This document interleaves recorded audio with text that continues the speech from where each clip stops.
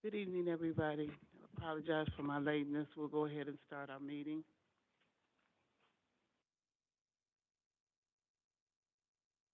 Sheila, can you give us a roll call, please?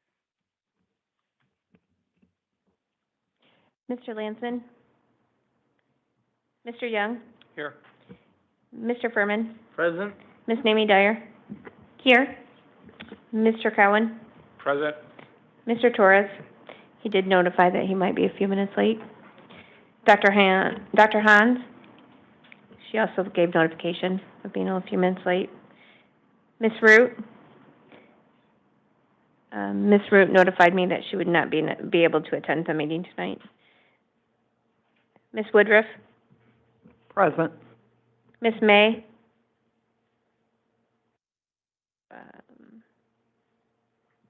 Miss Newman.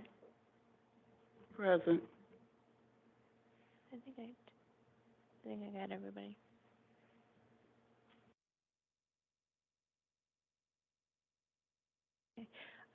Just note you don't have a quorum for the, currently for the policy. All right, thank you, Sheila. Mhm. Next is time for our first opportunity for public comment. It's come to my attention that there's someone here that does want to give public comment at this time. Angela Cope.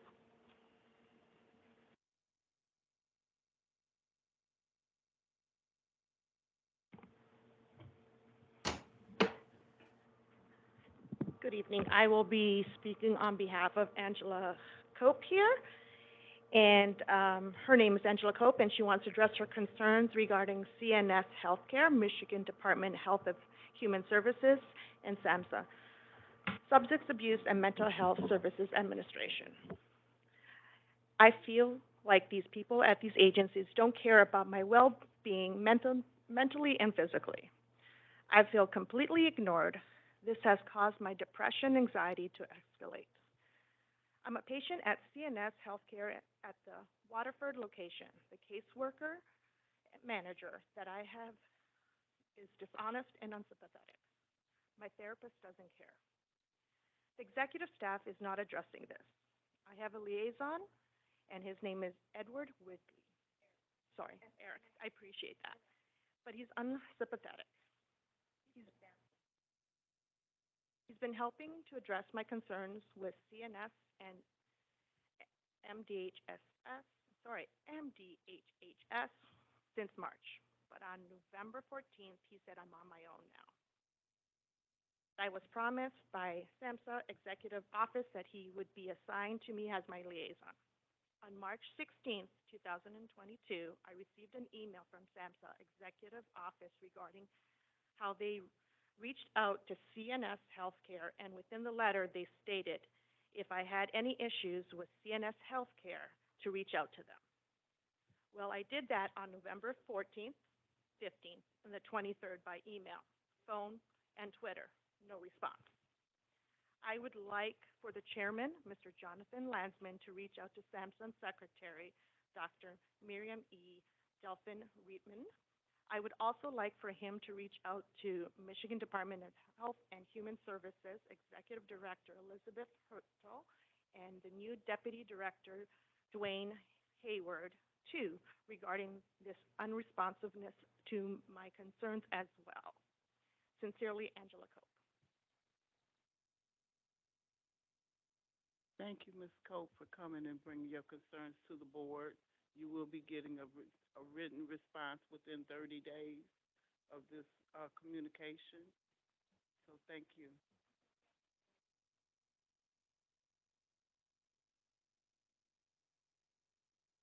Is there anyone else either online or in the audience that would like to do public comment at this time? Thank you. Next, we have approval of our agenda. Move for approval. Second. It's been moved and seconded for approval of tonight's agenda. Is there any discussion on the motion? Not hearing any. We can do this with an aye vote. Sheila,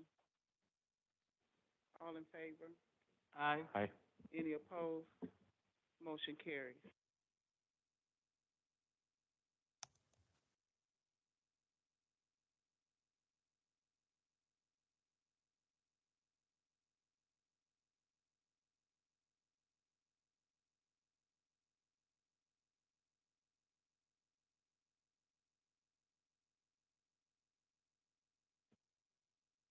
Good evening, everyone.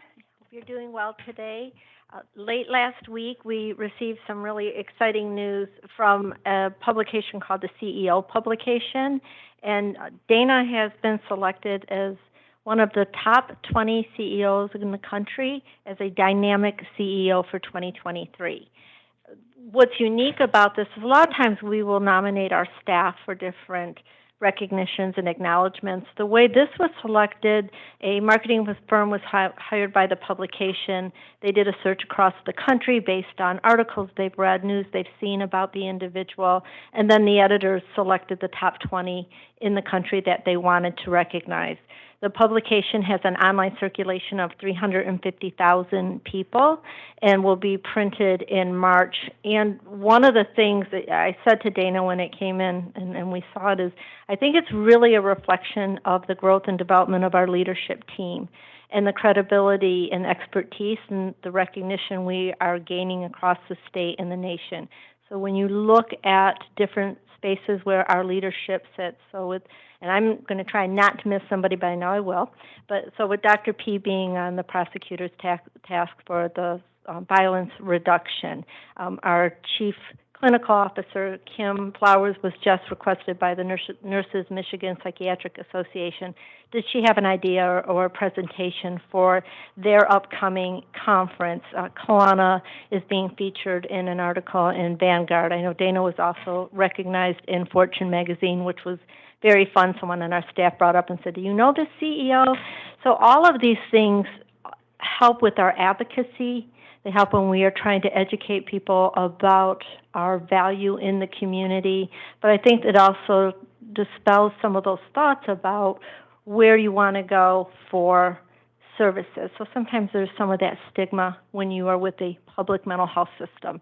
And what we're doing within our organization, and I really think a reflection for the whole state, is showing ourselves to be experts in service delivery in these topics. So very excited I am. I know you guys know I get excited about these things, but it was a great surprise to come in on Thursday actually, late in the afternoon for us to receive this, and I wanted to make sure that you were aware of it. I will get more information to you once we have the publication date closer. I think they said end of March sometime, but as that time draws nearer, I'll make sure that you have more information. So congratulations, Dana.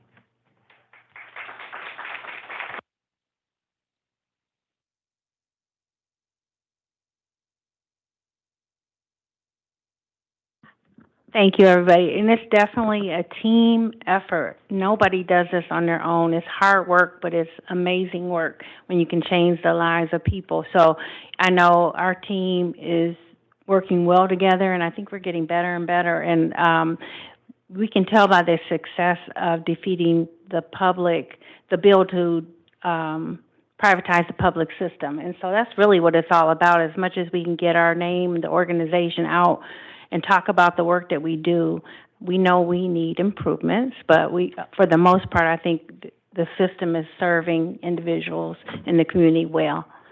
Thank you. Congratulations. Next, the Finance Committee.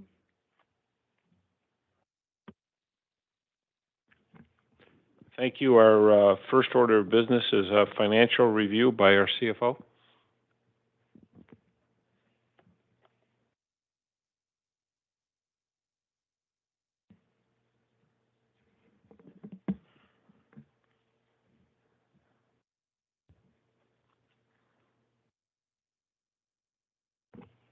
Good afternoon, evening-ish.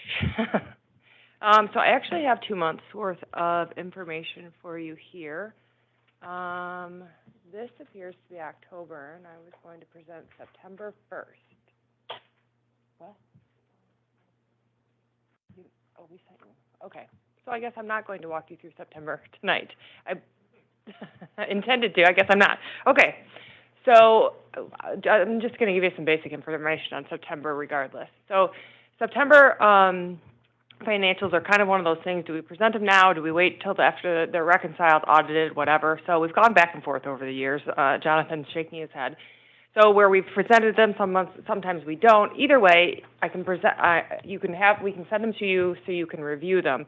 But what I will say about them is, this is just the beginning of our year-end process, where we go through every account, reconcile every account, and then take into account all of the provider reporting that comes in. That then we do cost settlements to say, okay, this provider owes us this much back versus we owe this provider this much. So all of those things still have to get done. So our year-end process really starts in late November and really goes to the end of February when we actually turn in all of our state reports. So we can send out the September financials. Just recognize that they're very draft at this point, and a lot of that reconciliation is just beginning. So we're just starting to get where we take things like CCBHC being so new this year makes those things very different. So, for example, we push out money for CCBHC, but now we're just learning about how we're actually going to reconcile that stuff with the state. So then that impacts how much we pushed out versus how much we actually owe them. So those things are all going to happen between now and the end of February, which then leads directly into our audit, which then is presented to you all when it's done. So all that to say that we'll get you September financials. They're very draft, so they will change. But just so you have a quick look at what it looks like, you'll have that in your hands. Anya, were they consistent with what you felt was going to be projected at year end? Were there any surprises? Well, so no surprises, just because I look at them every month. Right. And I also I watch not only what you see as far as revenue and expense, I look at fund sources as well. So every month, not only do we do the typical financial statements, but we also plug it into what is essentially our reporting for the state, which divides it by fund source. Because not only do we manage by actual revenue and expense, we also manage by fund source. So I have to make sure that we have, enough general fund to cover the general fund obligations and enough Medicaid to cover Medicaid obligations, or have a fund source that can cover any differences. So no surprises. So the fund source pieces shift at year end as well, because people can get retro eligibility for Medicaid and Healthy Michigan. So some of that takes a little time to get consistent and where it's going to stay. I wouldn't say I see any surprises, just because you see us kind of make some adjustments as we go throughout the year with amendments, and also with things like when we did those retention payments. So we were able to do that because we were seeing that we had the flexibility in our general fund to be able to do that because of the emergency order. The emergency order changed things a little bit from a general fund perspective, so that's why we did those things throughout the year.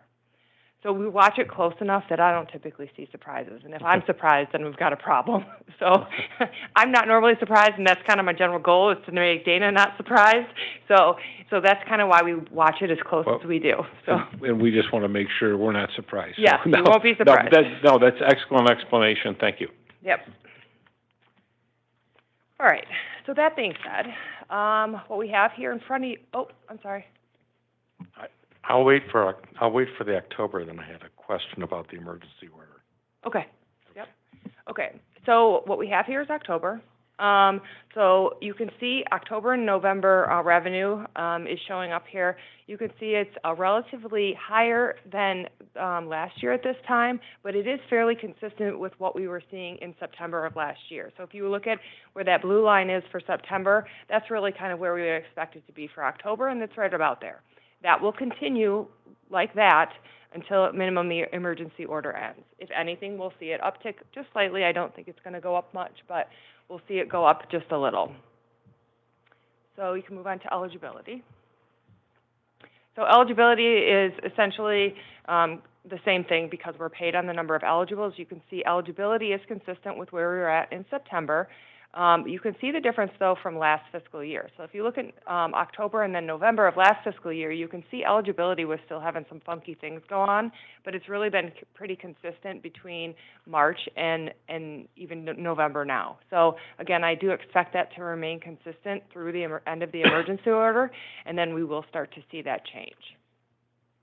Do you want to ask your...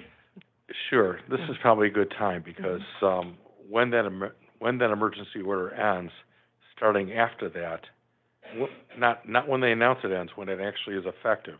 After that, that's when people that are on Medicaid have to start looking at recertification instead of being suspended from that effort. Correct.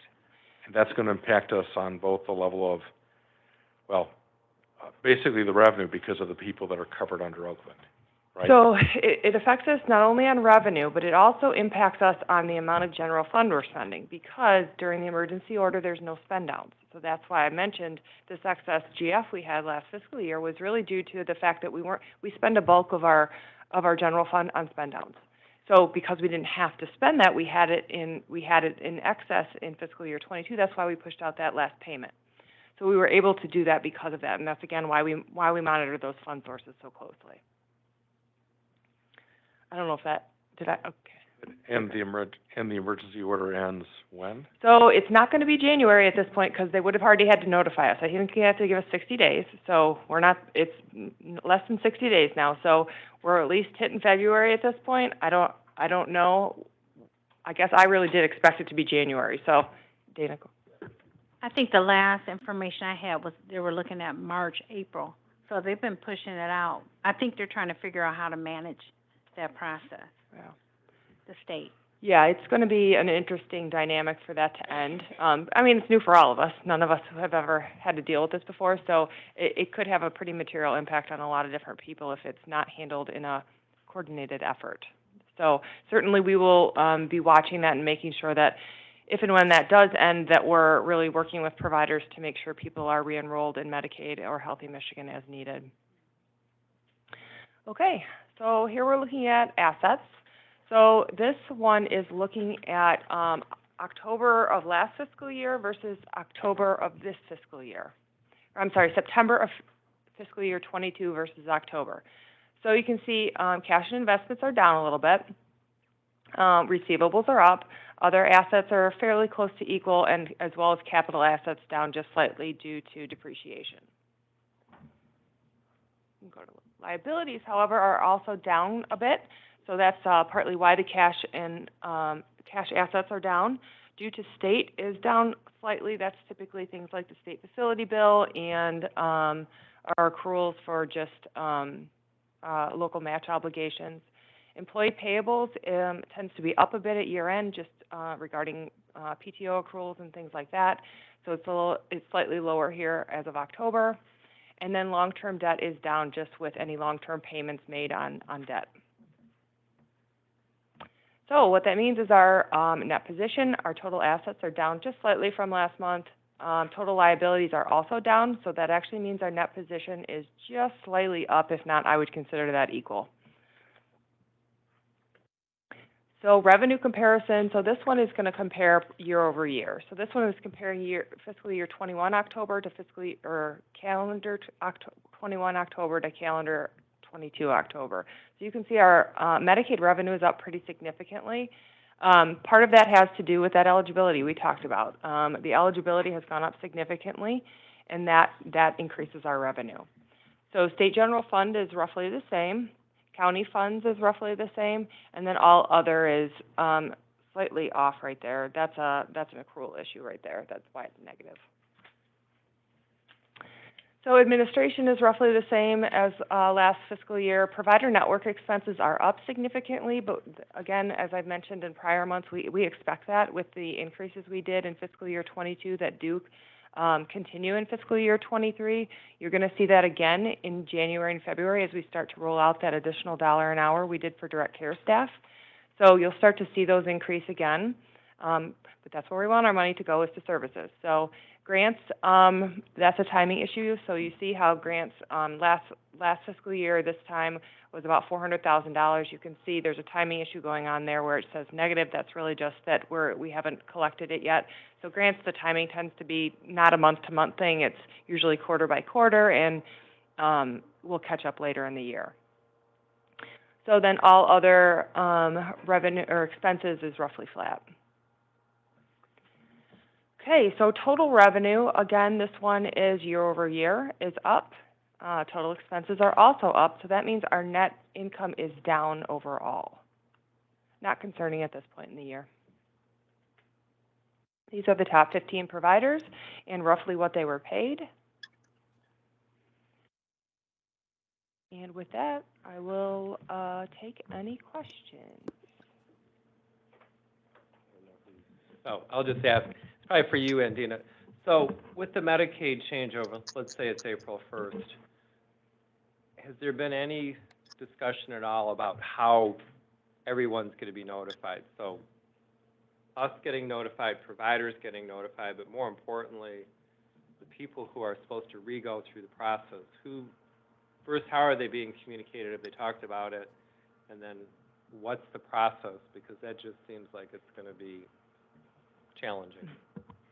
They have provided some initial guidance on how that will happen, but because the date keeps pushing up, or Sure. pushing back, I should say, they are doing periodic updates. So, of course, you don't want them to wait till the last minute, but they are giving guidance and offering trainings to support individuals when that happens.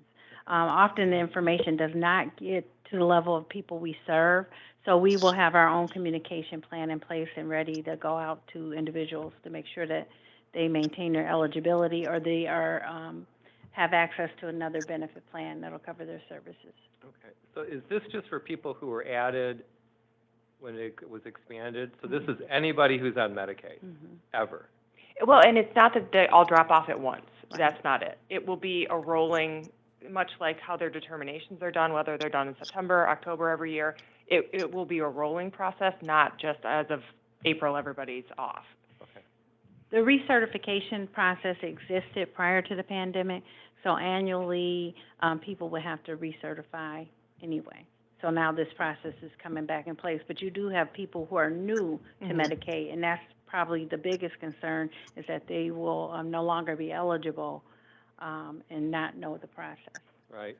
And you'd have to roll back even to 19, because if the first time they were going to do it was 20, they've never done it. So I Right. just think the number is Right. going to be staggeringly large, that will be confused. Yes. But like Anya said, with that rolling, it'll roll to the date that they were originally put on Medicaid. Yeah, so it'll definitely It is, have a yeah. huge impact on the people being served and consequently our revenue. So it'll be a big priority when that does happen for all of us to have that roll out smoothly. Question, in the past, we've either had people or we've supplemented people that work, is it for Laura? The Oh, state? yeah, MARA workers. The MARA Yeah. workers, not Laura markers. So we're gonna do that again. So we still have them, yes. So I believe we still have 3 of them, and we pay for those out of general fund, and that's what they do, is they process spend downs and process Medicaid applications on our behalf. Okay, so when the suspension ceases, then we'll have them focus on trying to get the people that are due up on that Yeah, I renewal think date. it'll be definitely worth a conversation about maybe how we utilize them as resources when that happens. Just it could be that we, have them helping us with the priority of the order in which people are Recertified. recertified. I'm Right. sorry, that was the And- word I was looking for. Thank you. And we're really gonna have 2 different issues. It's the folks we serve, to make sure that they stay on the rolls. But the other is, we also will want to see what the Medicaid managed care organizations do to help keep them, because they and we benefit from Yeah, so folks that are enrolled in we're Medicaid, period. paid for everyone eligible, so it's not just the people we serve. It's basically everyone in Oakland County that is Medicaid eligible is an important person for us to help get re-enrolled. Yeah, so it affects us, but it affects Yeah. them. So Yeah. we'll want to play fair with them. Yes, correct. Okay. Any other questions? Okay. Okay, so we're all set on financial review? Yep. Okay, thank you. The next item is, under contractual obligations, is the MCHE Resolution Annual Review. This is for me, so bear with me. Okay. Do you want me to just read it? I know it's a lot of language for people and a lot of acronyms, but I can just read it. But basically what it is, something we have to do every year as a member of the Michigan Consortium for Healthcare Executives.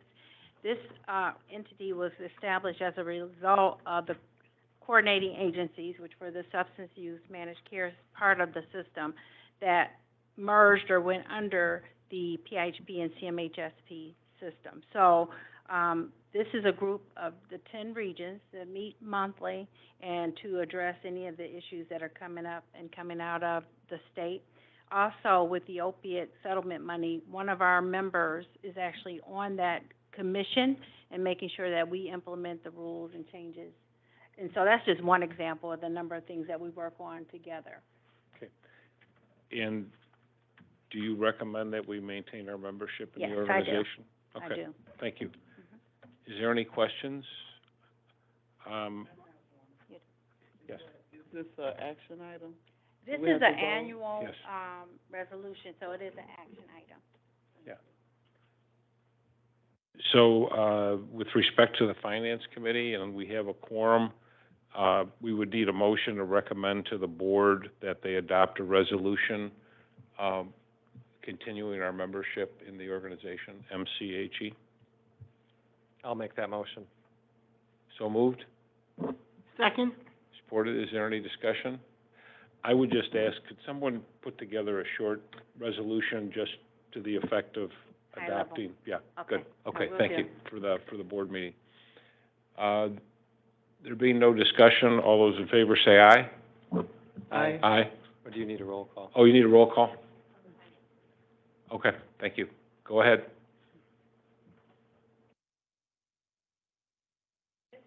Yes. Yes. Yes. Yes. Thank you. I can also provide a report, year-end report. Yeah. Okay. And then, the last item before the Finance Committee is, CEO PTO, and Jerry Lyons is listed as making a presentation to us.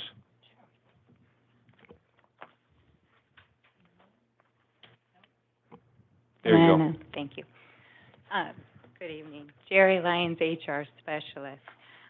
Coming to you this evening to ask for a one-time PTO approval payout for Dana Lazenby. The background on why we're asking for this PTO payout is Dana is granted per her contract 200 hours of PTO January 1st of every year.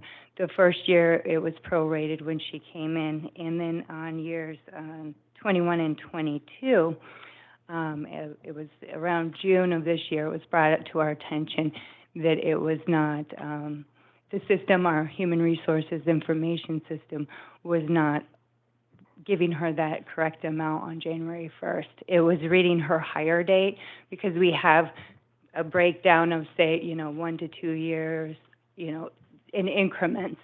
So, excuse me. It was reading that, and it was shorting her. So she was shorted for the last 2 years, not the first year, but the last 2 years. In January, she should have received 200 hours both years.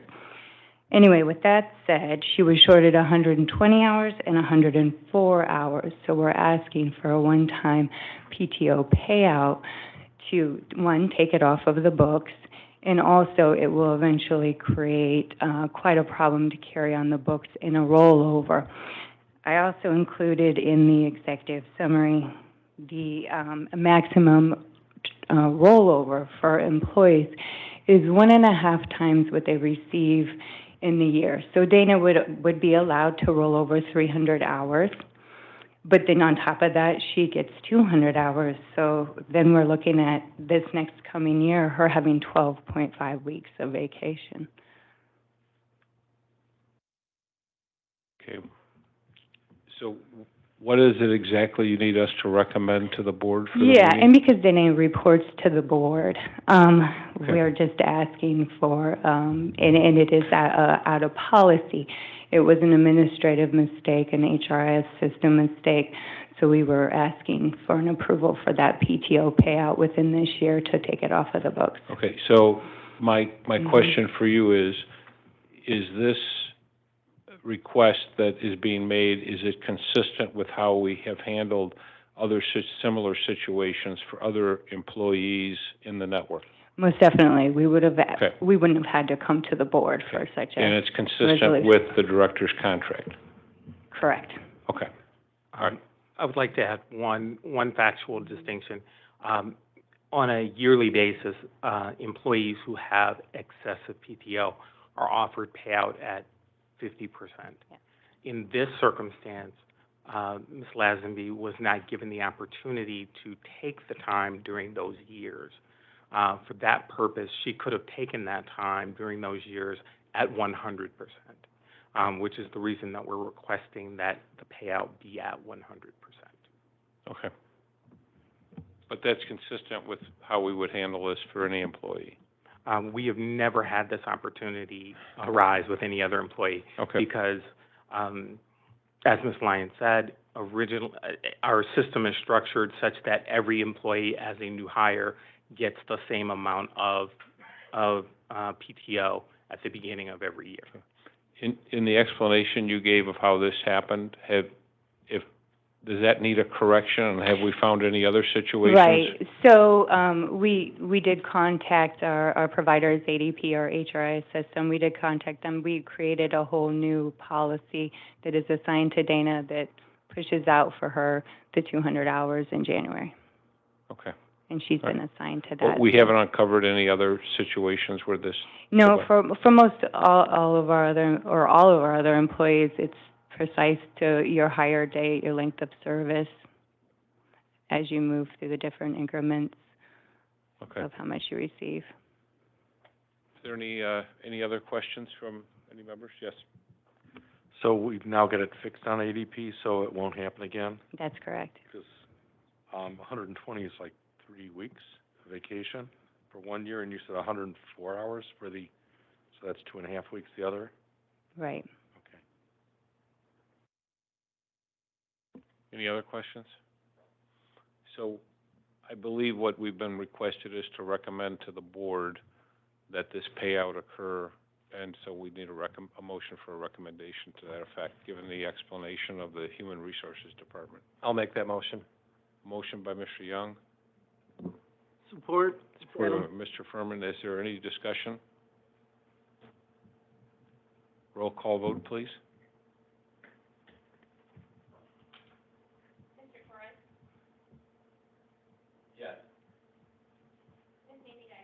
Yes. Yes. Yes. Yes. And that is the conclusion of the Finance Committee's business this evening. Thank you. Can I just clarify, can I move forward, or does it need to go to the board? Yes. Thank you. Thank you. Right. So next Tuesday, when the board entertains the motion there. Right. If it passes, then it's green to So go. if we could have an appropriate resolution and the backup information, that would be helpful, so we can get it to the... Well, I didn't get it. I mean, I'm aware of what the information is, but I didn't, yeah. So if we could have that in the packet, that would be great. Thank you. Thank you. First up for policy management is the annual plan outcomes with Ms. Frances Carly, I'm sorry.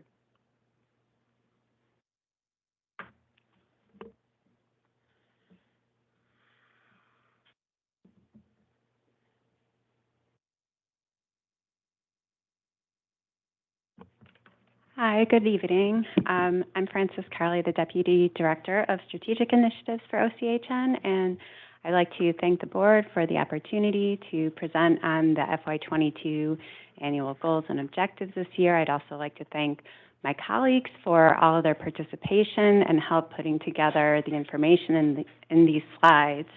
So looking back on FY22, OCHN staff faced some uncertainty and some unplanned events, including the continuing effects of COVID, the crisis in Oxford, and the launch of several new program models. We also recently just saw success in fighting off the privatization efforts that carried through the entire year as well. And finally, it was a significant effort to renovate the RCC for the new Youth and Family Care Center and to set up a service plan for services in the interim. So FY22, it was a time to set the groundwork for a lot of system-wide changes that are in process, pending in the next couple of years, and also to launch a lot of the strategic priorities for this phase. So I would also like to let the board know that the final report will be made available when the audited financials are available, and will include the final outcomes of the FY19 and 22 strategic plan as well.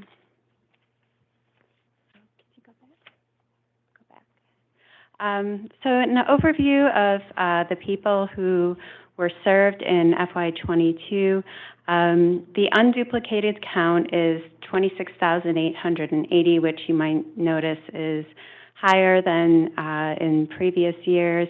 So the people served by population, the adults with mental illness, it's about 16,400, and then split between children, crisis services, IDD, and substance use disorder as well. So for the COVID-19 response, I'll start by highlighting some of the significant program areas over the past year. And we also touched on some of these areas in the mid-year report, so they might be familiar. The first is the ongoing COVID response. We received a grant to conduct SUD vaccination clinics, and by the end of the year, 60 SUD clinics had vaccinated 277 people. So that was very successful. We also received funding for COVID tests and completed the purchase of 45 air purifiers to direct to the vocational and drop-in centers, which they seem to appreciate, and we continue to track the vaccination rates.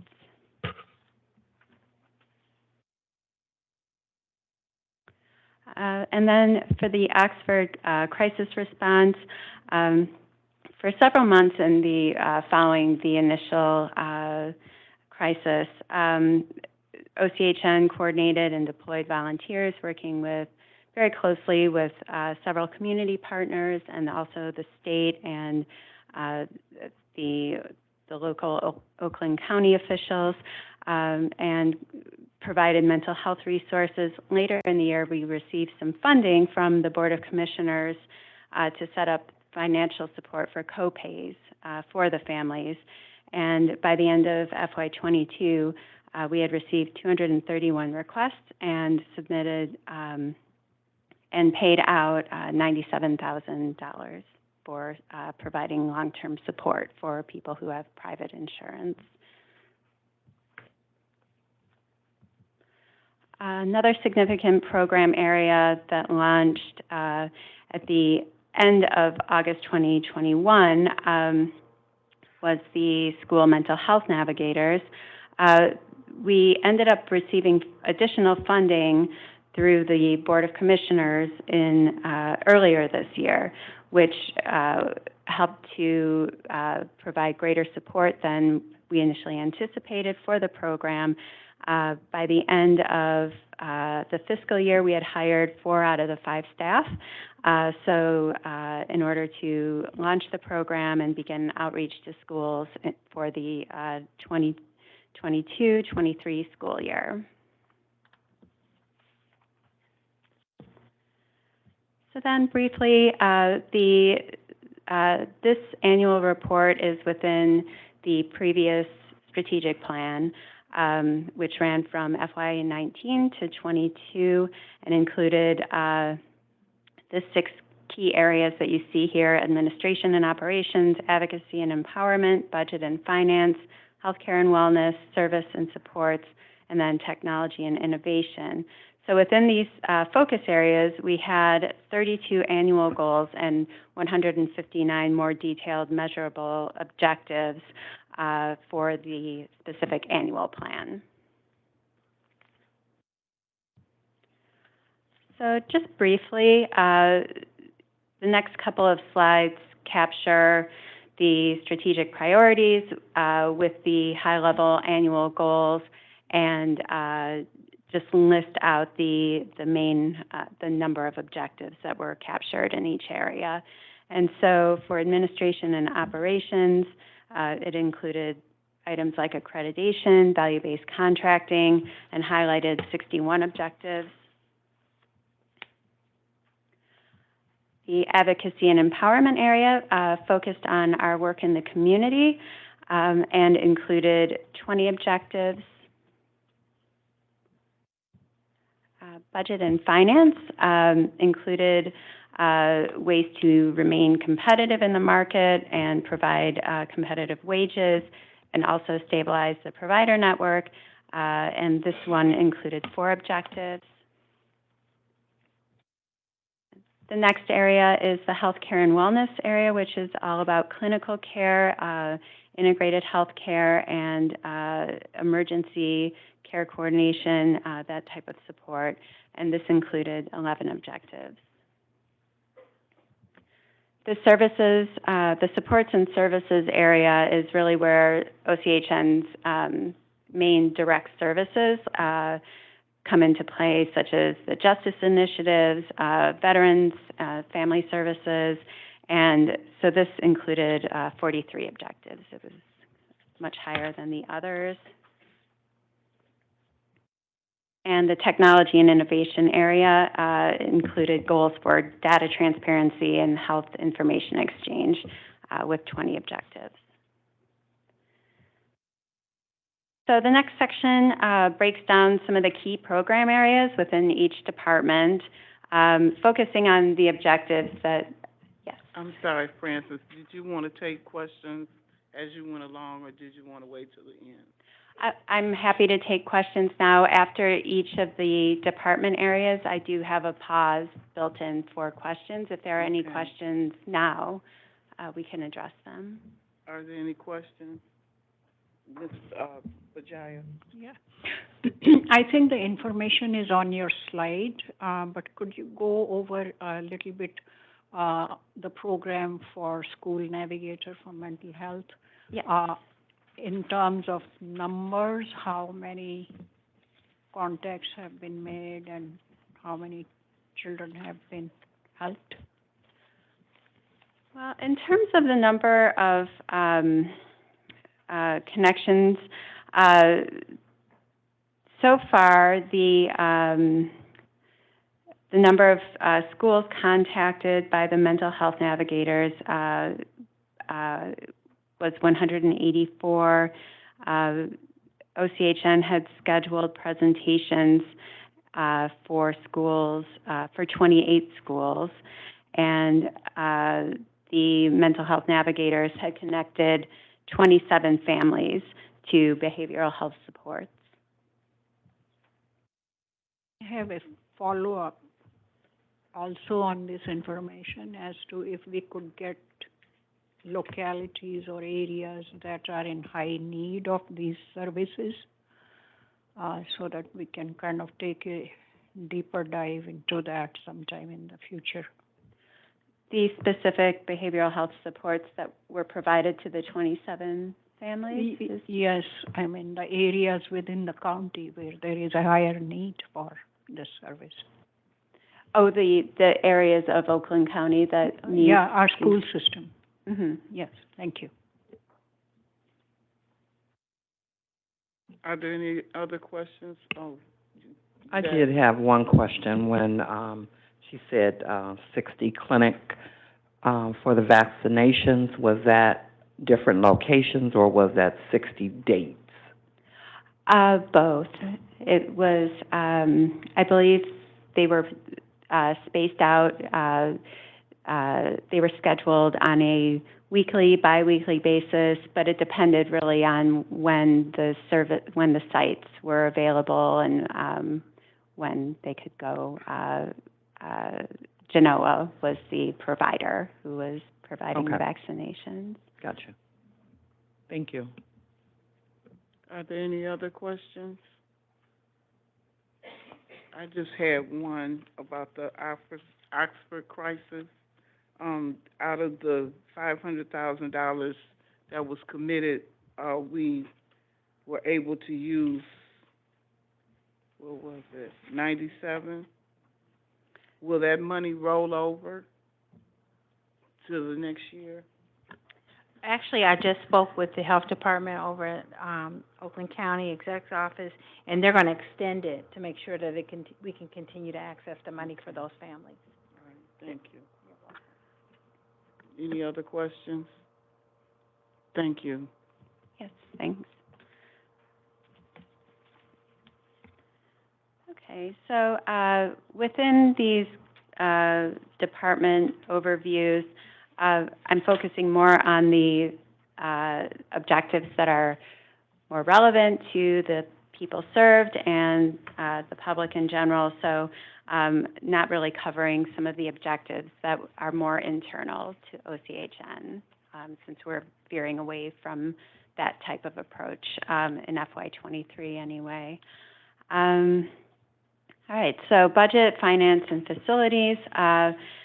Budget and finance demonstrates an impact on people served by aligning funding with better outcomes and service delivery. Over the course of FY22, the department continued stabilizing the network to ensure continuity in services as we are transitioning out of the pandemic. And as part of that effort, the finance team worked to increase the direct care staff hourly rate to $15, the rates for master level clinicians, and also provided one-time payments across the network.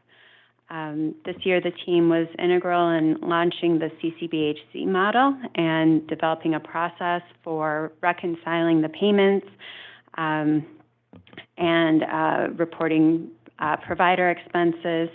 And so looking forward into year 2 of the demonstration, the team is gathering data to create an outcome-based service model for the CCBHC system. In terms of supporting the network, Budget and Finance onboarded and trained 10 new autism providers to move, and also move to a more efficient financial system, which will be dispersing payments to providers and helping to increase the efficiency across the network. Next slide. In terms of, previous. In terms of the work that is continuing, Budget and Finance is continuing the cost reimbursed contract model for providers who are not able to move to the service models yet, and will continue to monitor their ability to move forward. And they're also reviewing the employment model incentive to make sure that it's efficient, and continuing to work to increase the direct care workers' salaries. The department is also directing unspent funds to the ISF, the Internal Service Fund, to help manage risk. Any questions? I got one question on the autism. With the adding of the 10 providers, what impact did that have on the wait list? I will defer to Jillian Trumbull if she's available. Hi, yes, I can know you hear the me? wait list is pretty long. Can you hear me? Yes. Okay. So I unfortunately do not have the specifics on the wait list in front of me, but we did do some recent analysis that we could share with the board. We do still have a wait list. It's hovering around 120 youth right now. That is an ebb and flow as people are removed, new people are added, but it has been a fairly significant reduction since the adding on of the new providers. Across the board, all of providers, the previously existing and the new ones, their primary struggle is recruiting and retaining behavioral technicians right now. Thank you. Are there any other questions? Thank you, Francis. Thank you. So next, the clinical team. The clinical team's work focuses on care coordination, utilization, healthcare integration for persons served. Their successes this year included leading the state in the behavioral health home enrollment.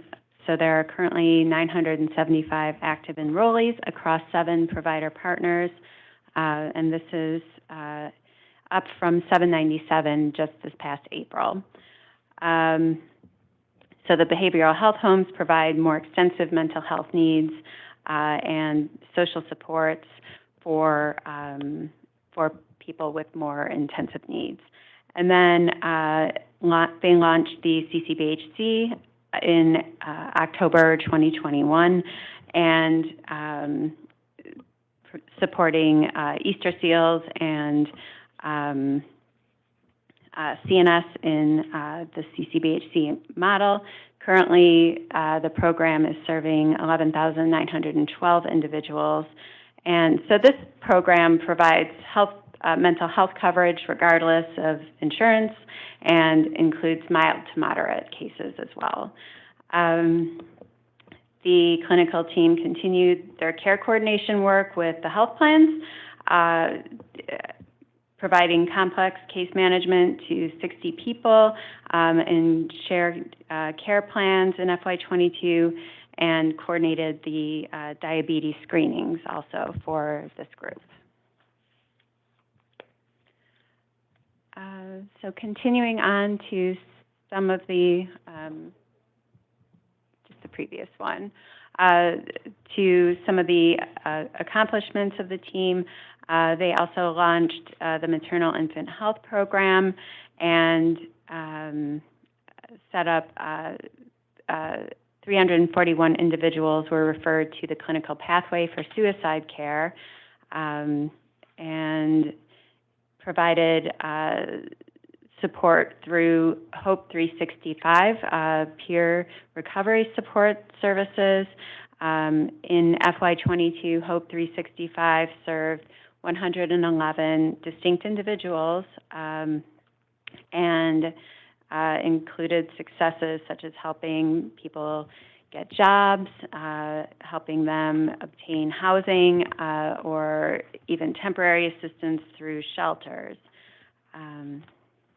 So currently on hold, the clinical team is exploring technology solutions to access lab results, but also other data that will help support the integrated care model and independent residential living. So I'll pause for any questions. Does anyone have any questions? Dennis, your mic is on and that's throwing me off. I'm sorry. I don't think there are any questions. Okay. All right, so then moving on to the communications team. The team ensured that OCHN's presence was felt in the community and among partners and persons served. They maintained an active presence in the media, developing articles, social media posts on a monthly schedule. The primary effort on this front was to launch a more user-friendly website, which went live in April, and they've been working on updates throughout the year. Through FY22, communications hosted or participated in 118 community events and ensured that OCHN appeared in 64 media articles or television spots as a contributor or subject. They also set up a voters work group presentation, and 4 virtual presentations occurred between June and September of this year. The communications team also continues to promote the core values at OCHN of diversity, equity, and inclusion. In FY22, OCHN provided 14 DEI-focused trainings to 898 individuals.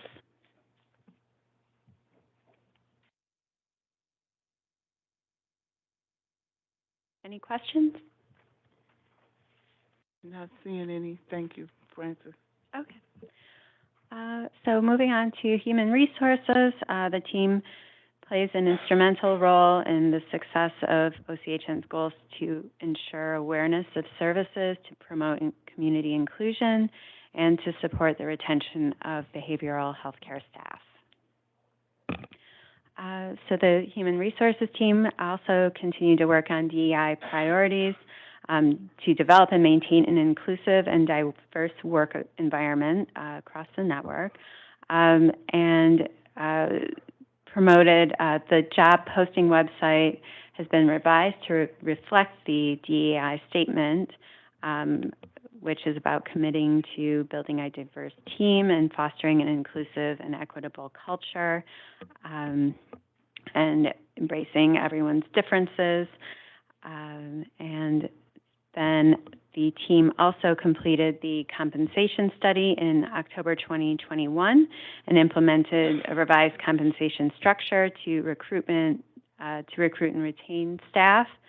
And finally, the Human Resources team was also very important in working collaboratively with the Access team to recruit the school mental health navigators and onboard everybody in time for the 22-23 school year. Any questions? I have just one. In the past, when we've gone through the final plan, we were also apprised of the areas that we didn't complete. Is that going to be included in tonight's presentation or no? Well, I'm including the items that are considered more of a work in progress that are that were not considered complete. So within the slides, and I can provide a printout if that would be helpful. Some of the items are labeled as accomplishments, and then others are work in progress. And so those are they're still continuing into FY23. Yeah, you're welcome. Absolutely.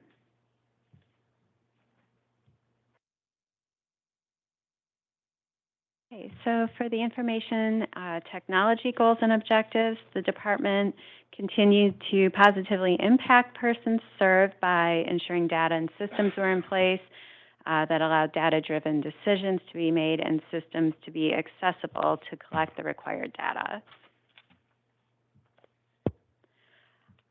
For the overview of the accomplishments, a few of the key highlights are that the IT team helped expand the integrated healthcare access in Oakland County by developing the foundation and also tracking participation in the CCBHC model. The team is supporting the provider network by expanding Power BI and dashboards, and also the ensuring that ODIN, our electronic health record, meets the needs of OCHN and the providers.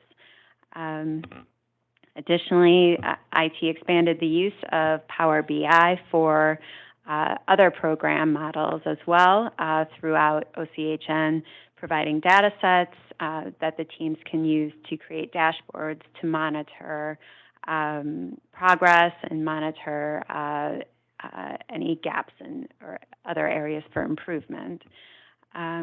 Finally, IT piloted an e-consent form for SED providers. At the end of August, we'll have more information on this, the progress later this year, but this is something to help improve access, communication among providers about people served, and to make sure that they're receiving the services and other supports that they could benefit from.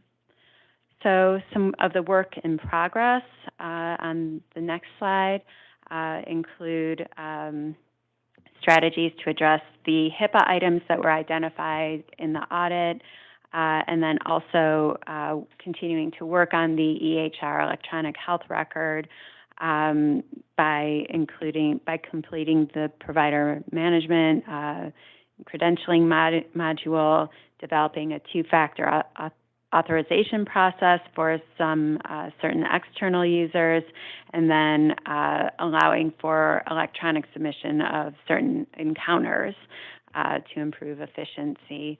So a new timeline is pending for that as well. Are there any questions about IT? Thank you.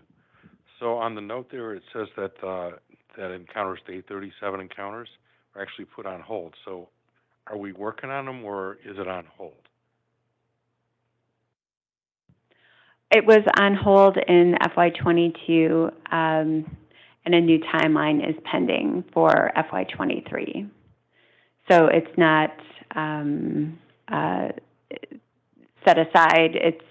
It will continue as far as the most recent information was in FY23. I can check with the team to see if there is a more solid timeline developed yet.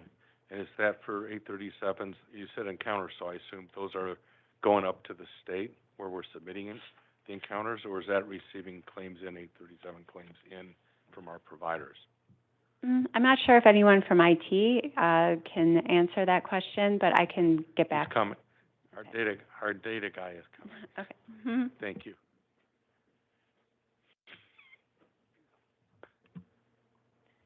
Good afternoon, everyone. Nasser Dost, Chief Data Officer. I'll be very honest with you. I am new, as you know. This is new to me. I am a believer in automation.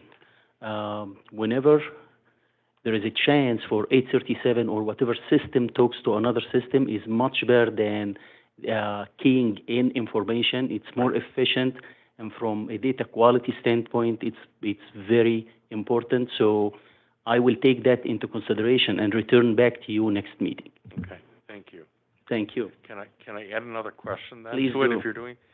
So while we also do data exchange with MyHin, is there anything on the books for any new initiatives with them of additional data coming to us?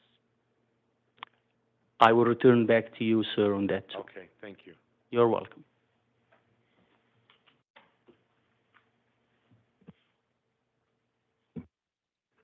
Thank you, Francis. Yep, absolutely. Okay, so then moving on to the legal team. OCHN's provider network continued to stabilize from the effects of COVID, and the legal team worked diligently to monitor contracts while prioritizing the outcomes and services for individuals served. So in terms of the overview of accomplishments, legal implemented a procurement and contract document management solution to manage the contracting activities at OCHN and support transparency and accountability in the public system. Currently, the team has 236 non-service contracts, 92 of which are MOUs, collaboration agreements, BAAs, and MHPs. They released 21 RFPs and RFQs this year, and the legal team continues to look for ways to streamline and improve processes across the network. They selected a procurement, the software system, and they also continue to work on improving their policies and procedures internally to improve efficiency across the network and through OCHN. Are there any questions? Okay. I have one. Okay. At the top, we talked about bid schedule development and reporting. It said that 24 RFPs and RFQs were released, 2 of which are still open and 2 are canceled. Is it any way possible we could find out what was canceled? I will look into it unless someone from legal is available to take the question right now. Okay. Somebody's coming. Okay. I see movement in the audience. Good morning, everyone. Good evening, everyone. Dinar Haggins, Corporate Counsel. We can certainly get that information for you. I don't have that on hand right now, but we can get that to the board. Thank you. Thank you, Francis.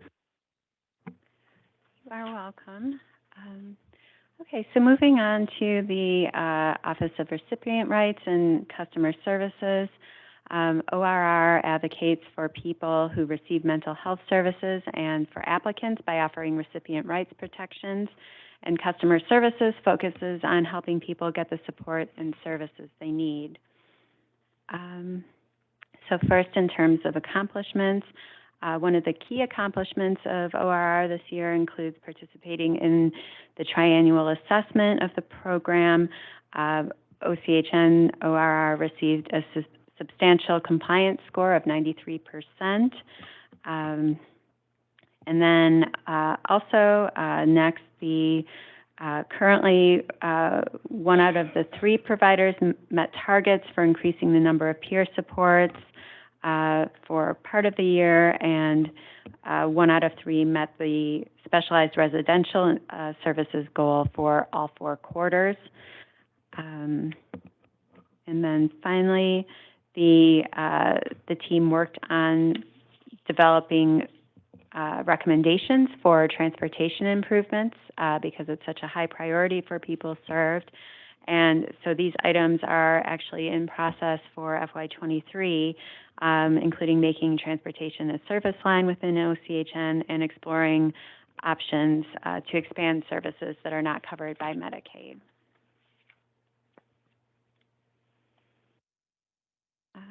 So some of the items that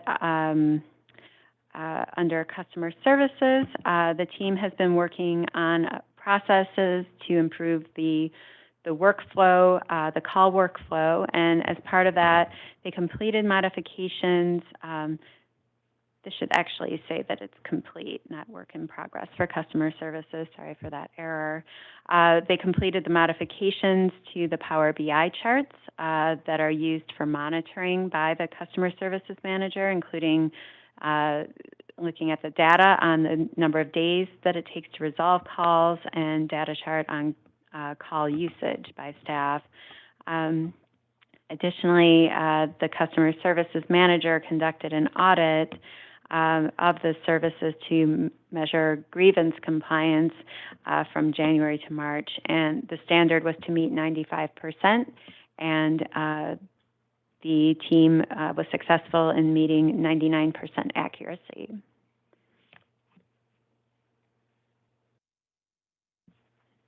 That is the summary. Yes. Thank you. So I'm excited by the prospects of transportation getting better, because I know it's been challenging, and I know that with this latest election, the SMART bill went through.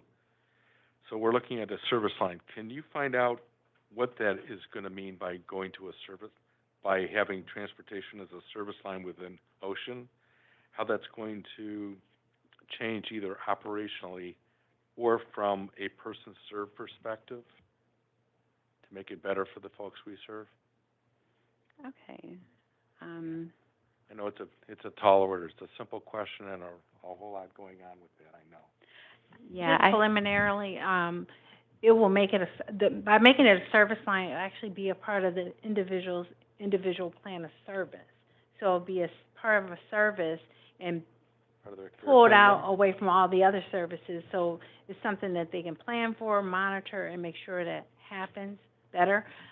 There's some other things that they're working on, and they're still waiting to give me updates. But I just told Mr. Young this afternoon that we're going to be excited once it moves over to the other area where it can really make some progress. I know this is something that's been going on for years, and it's a challenge how to figure out what to do with it because there's so many different needs. But if once we have an assessment process and we can put it in their individual plan of service, then we can monitor and track it and make sure that people are getting what they need.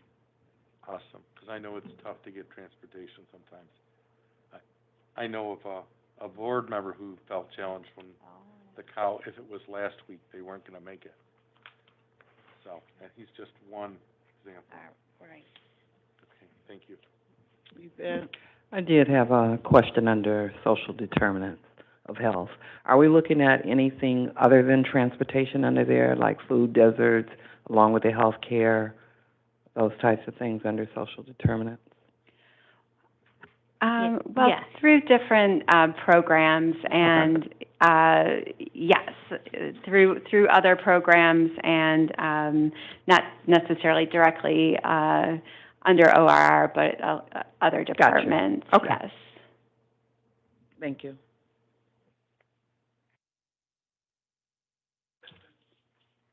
Okay, so then the provider network team ensures the quality service delivery across the network and ensures that the network has sufficient support and providers to meet the demand and need for services in the community.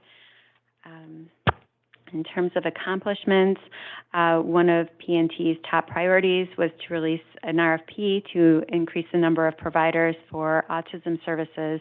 And so this was successful. They selected 10 new providers and have onboarded all of the new providers as of the end of FY22. Additionally, a pilot was launched with 5 providers and 11 homes to increase the direct service professional wage and assess the effects on staff retention. The pilot has received a second extension to February 1st, 2023. So we will analyze the data once we have more information and can provide an update then. Finally, for SED services, the bidders have been notified of selection, and in response to the RFP that was released, and the contracts and credentialing are expected in early 2023. In terms of work in progress, the first item actually should be under completed. PNT completed a virtual training on self-determination. They developed the training and made it available, so this is now available to the network. And the next item, the bids for autism services, SED services have been completed, and PNT will continue to review other provider types to ensure the network capacity is maximized.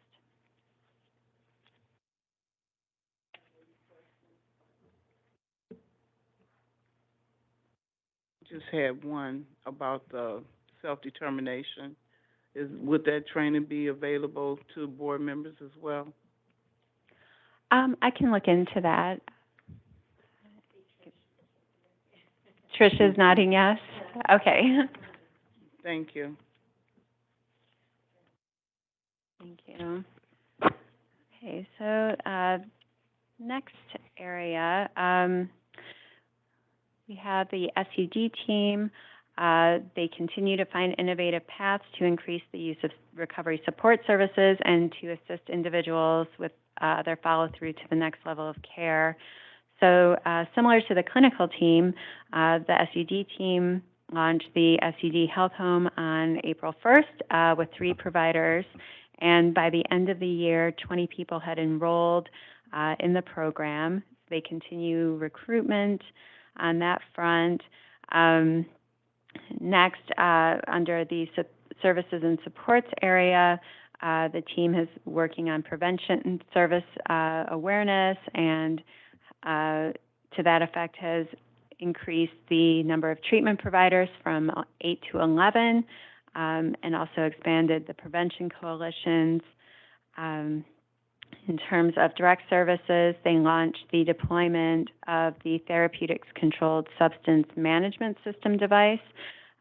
This was deployed to 100 participants at a location in Walled Lake, and they continue to monitor that. And finally, they expanded the medication-assisted treatment capacity. So there are now 4 sites operating in Oakland County, and they continue to work to expand access to those services. So some of the work in progress, the SUD team continues to partner with the Oakland County Prosecutor's Office to look for diversion opportunities. They are also working on implementing Project Assert. And the women's specialty COVID services, there were delays in launching the program because of staffing, but they continue to work on that. And also the pilot ambulatory withdrawal management services pilot that launched in April. They continue the recruitment efforts to try to stand that one up.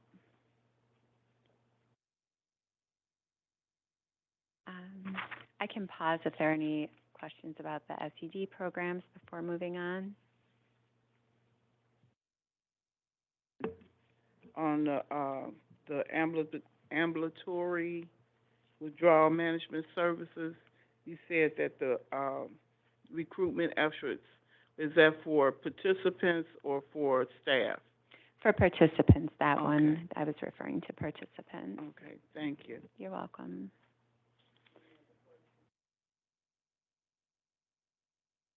Thanks. Okay, so for access, through the access team offers a single efficient point of entry where the community may receive clinical screenings and connect with the services that are available throughout Oakland County. The team is always is continuously improving efficiency in operations, and they have a target goal to respond to calls within 30 seconds, and they met that standard with an abandonment rate of less than 5%. Additionally, the team continues to hold outreach presentations. They conducted outreach at 34 schools to let people know that access is available and referrals are available for services. The main update for access team is that the renovations on the RCC location continued throughout FY22. And then in the meantime, there was a slow rollout of the Children's Crisis Care Unit, meaning that the contractor, Oakland Family Services, was conducting assessments, providing screening and crisis initial services, and they served 428 people even during this interim period. And then finally, the Veterans and Military Services served, the Veterans Navigator served 180 people through the Veteran Treatment Court program.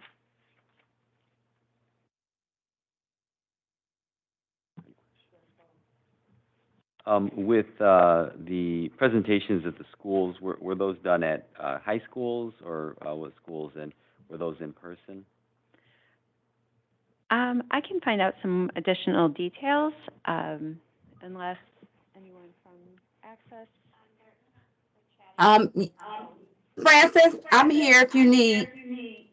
Okay, hi Tridina. Hi.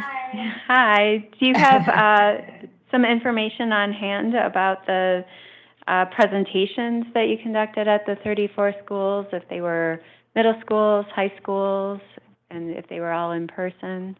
Yep, so they were elementary, middle, and high school. Some were done in person and some were done virtually. So it was whatever the school preferred so that we can take care of it and get it done. But we have made outreach to each school district in Oakland County thus far. Oh, okay. Yeah, so that kind of answers the next question I had. What was it, just a diversity of school districts or ones that you reached out and then said that they would do it? If you reached out to all of them, I presume, and then they said whatever ones secured a presentation, that's what you went with? Correct. And we're now in the process of reaching out to both private and charter schools as well. Oh, okay. Thank you. Thank you.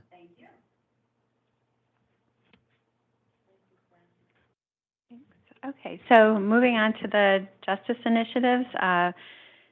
So the overview of accomplishments, the justice team demonstrated an impact on people served by advancing diversion and training efforts in Oakland County to focus on the well-being and recovery of individuals. For diversion programs, the team continued to explore opportunities to partner with the courts and prosecutor's office on diversion programs. the co-responder program had some good news, receiving a grant from through Representative Haley Stevens to expand the number of locations to a fourth location where we have a clinician on staff to respond with law enforcement to incidents that involve a behavioral health related issue. Additionally, the justice team for assisted outpatient treatment, they received 464 orders and have been submitting treatment plans for them. They also offered discharge planning services to 452 individuals to help them transition from jail back into the community. One item that was a work in progress, they're continuing to develop a tracking process and looking for ways to share data and explore a dashboard with the courts and other partners.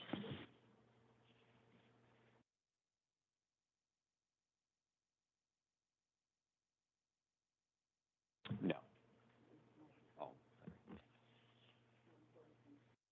No questions? Okay.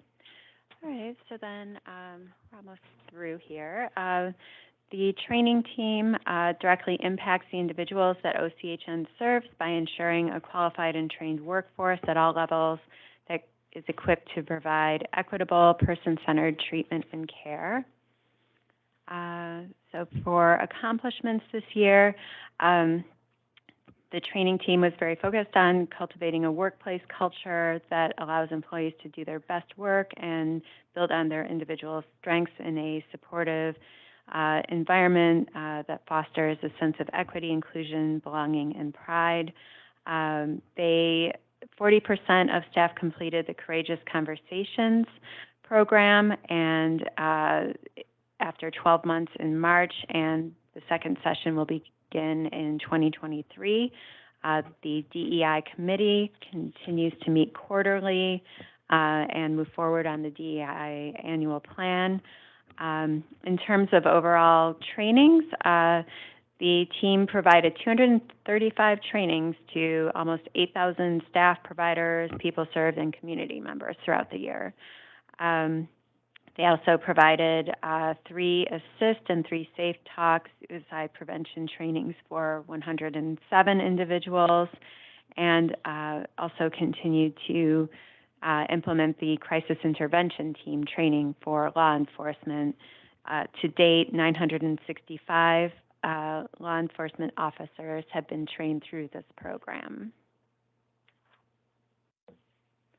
And in terms of work in progress, the team held 3-person family-centered trainings to 83 people. The launch of this online curriculum, however, is on hold until they are able to launch the CHABO to the entire network.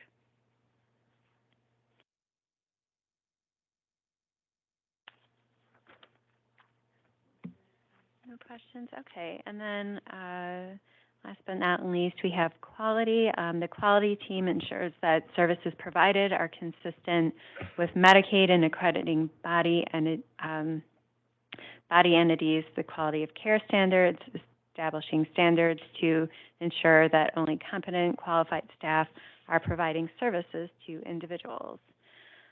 So in terms of the accomplishments, the major accomplishment, the primary effort of the team this year was preparing for the Behavioral Health Care Organization accreditation through NCQA. They submitted the documentation in May, had the review in July, and achieved the recertification for the healthcare organization. So that was a huge accomplishment. They also worked on for DEI, worked on a couple of the metrics, the IET 14 and IET 34 metrics for which are initiation and engagement of alcohol and other dependence treatment after hospitalization.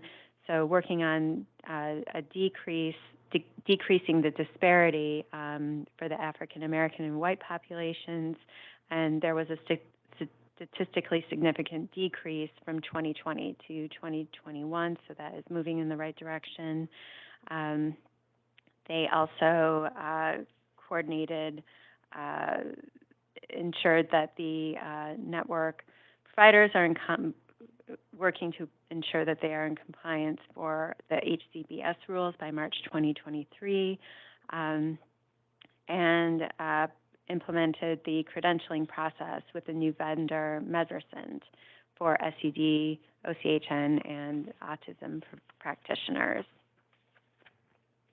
So in terms of the work in progress, the team continues to work on DEI and the IET data reports to identify population trends and people who are not meeting that metric and figuring out why, any barriers. And they continue to work on the compliance for HCBS rules, which I just mentioned was March 2023. And the year-end QAPIP will be developed in this month and presented in February. So that wraps up the overview of the departments. Are there any questions about quality? Thank you. Yeah, two things. One, a shout out to the team, the organization, for getting recertified for NCQA. Just an amazing job. I know how hard that is. So thank you all. And the second is, I know we expanded, you mentioned it on there, that we're expanding our credentialing to various practitioners. Are we looking at expanding it beyond that as well this coming year? Would For more Marquita roles? like to? Awesome. Thanks, Marquita. And congrats to you and your team, again, for NCQA. Questions? I just had one. I'd like to see the data on the reduction in disparities and what areas that would involve in the county. Thank you. I'll follow up. I just wanted to add, Francis did an amazing job, and all of the teams worked so well to pull all this information together. But one of the things that does not go unnoticed is the amount of work our teams have to do to collect data.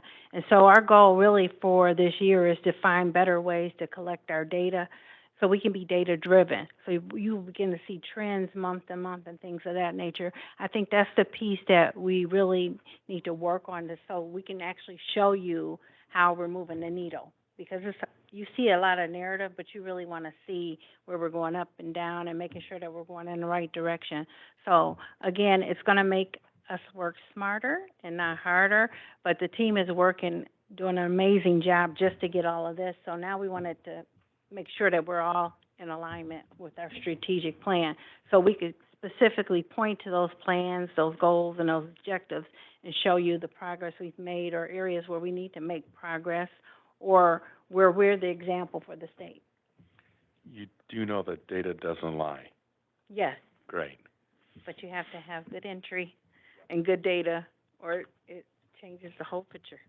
We need to tell our story a lot better, so we'll work on that for sure. Well, Francis, you did an outstanding job.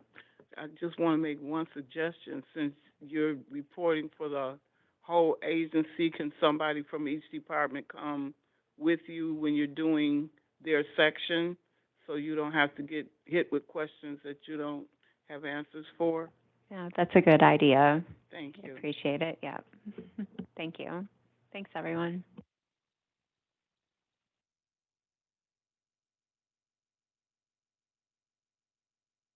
Next, we have a report on MSET, member experience.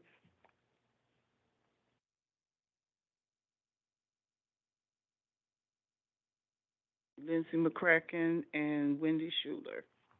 Thank you, ladies. Good evening. My name is Wendy Schiller. I'm the manager of quality improvement, and joining me today is Lindsay McCracken. She's a quality analyst on the quality team, and she works with the member experience reporting every year and working with MSET as the liaison. So each year, the quality team partners with MSET to conduct several surveys and assessments to assess the experience of the people that are getting services in the network. So in fiscal year 22, there were 4 key surveys that MSET administered for us. We're going to start by talking about the ECHO, which is the Experience of Care and Health Outcomes Survey. This is our largest survey, and it's administered to a sample of people who have been in services for 12 months or more from every population. So in addition to that, MSET administered the Complex Case Management Survey to people who discharged from that specific program.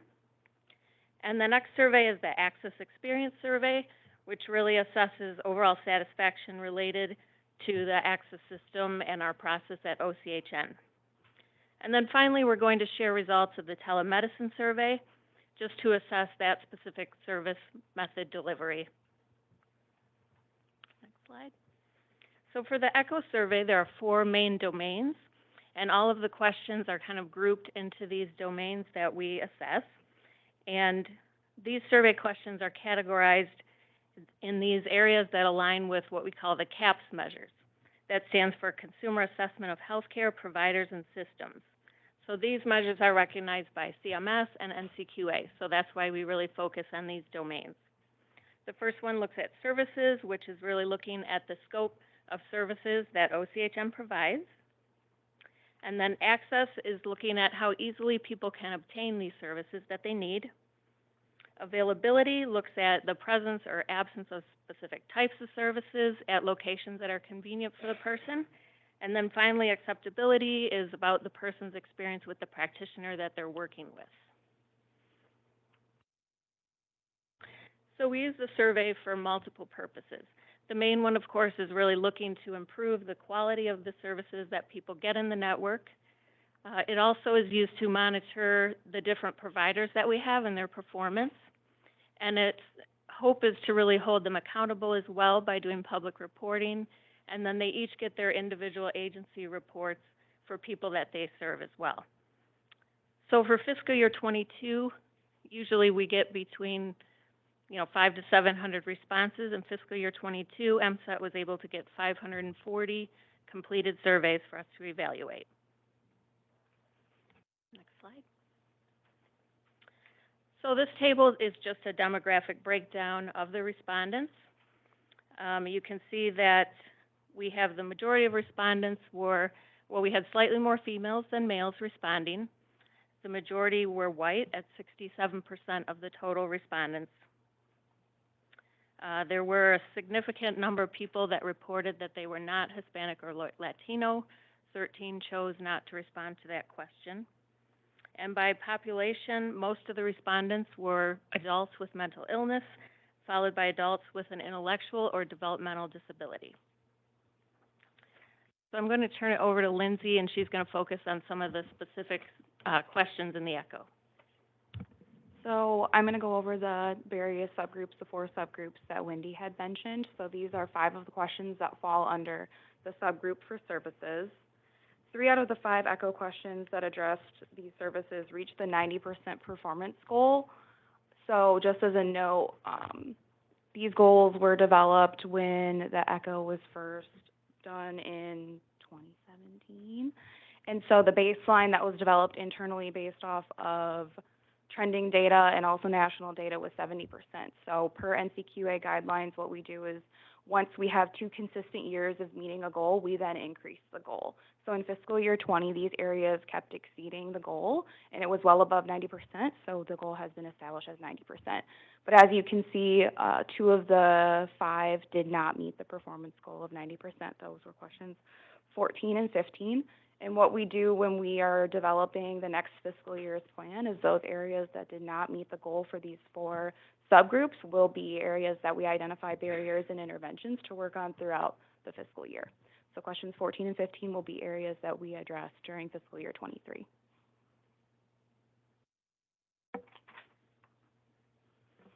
For accessibility, 3 out of the 4 questions did meet the goal. 2 of the goals have remained at 70% as we have not exceeded those goals for 2 years or more.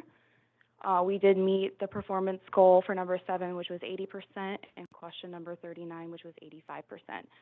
Question 5 is an area that we will definitely be addressing, as this is also an area that decreased from the prior fiscal year, and it did not meet the performance goal. For availability, 3 out of the 4 questions did meet the performance goal, 1 did not. This is an area that will, of course, be addressed in fiscal year 23, and I have a little bit more information about that later.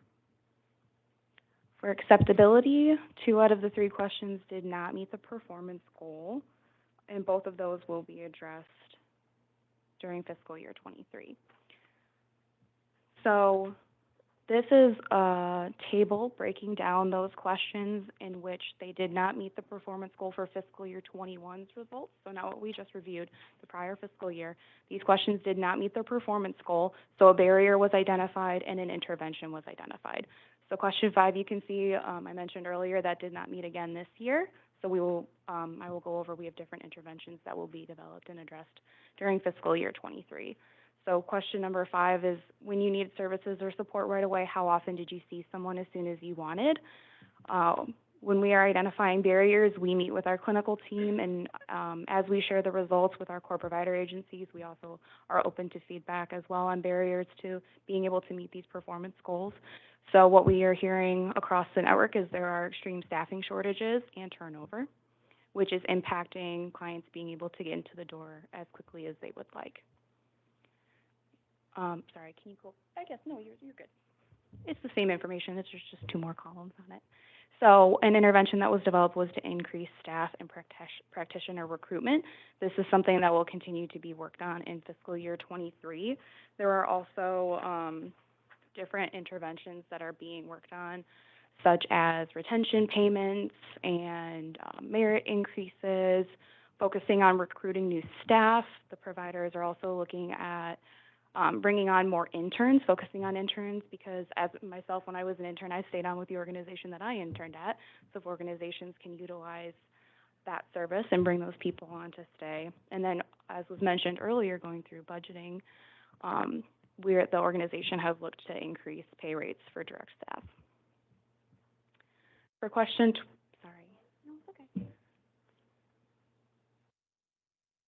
For question 20, were you told about self-help or support groups such as consumer-run groups? The barrier was a lack of consistency in provider network giving information about supports and self-help services. This is part of the individualized plan of service, which is a delegated function to the providers. And so with the providers being able to work on that internally, something that we developed as an intervention was to audit those functions and to audit the utilization management team audits the individualized plan of service. And we did see a score increase from 69.02% in fiscal year 21 to 75.81%. It exceed the goal. For question 22, were you given as much information as you wanted about what you could do to manage your condition? The barrier was identified as staff shortage and turnover. And what we also wanted to work on was increased staff practitioner and recruitment, and this did increase from 84.88% to 86.39%, which did exceed the 85% goal. The final question, how much were you helped by counseling or treatment you got, which is to me, it's a very important question. The barrier is the effectiveness of services. The intervention that was developed was increased comprehensive data analysis. So we know that this is just one piece of data. As Dana was saying, data is really important. And so just looking at this, it was important for us to be able to look at other survey data, look at assessment scores, look at auditing scores. So while this did slightly increase, it went from 70.24% to 70.51%, it still did not meet the performance goal. And so that is going to be an area in which we work on in fiscal year 23. So when we met with the clinical team to discuss interventions for fiscal year 23. Sorry, I'm trying to find my note. So we know the effectiveness of services are being impacted by staff turnover and staff shortages. It can be very frustrating as a client if you were having a new caseworker constantly, you're losing rapport. We also know that there have been extenuating circumstances within our world that are impacting the mental health of the community. Not only do we have the COVID-19 pandemic still going on, we also had the incident in Oxford, which deeply impacted the community. We also know that social media, especially if you're looking at our younger population, looking at parents, looking at kids and teenagers, social media is a major factor if you think about how popular TikTok and other things are.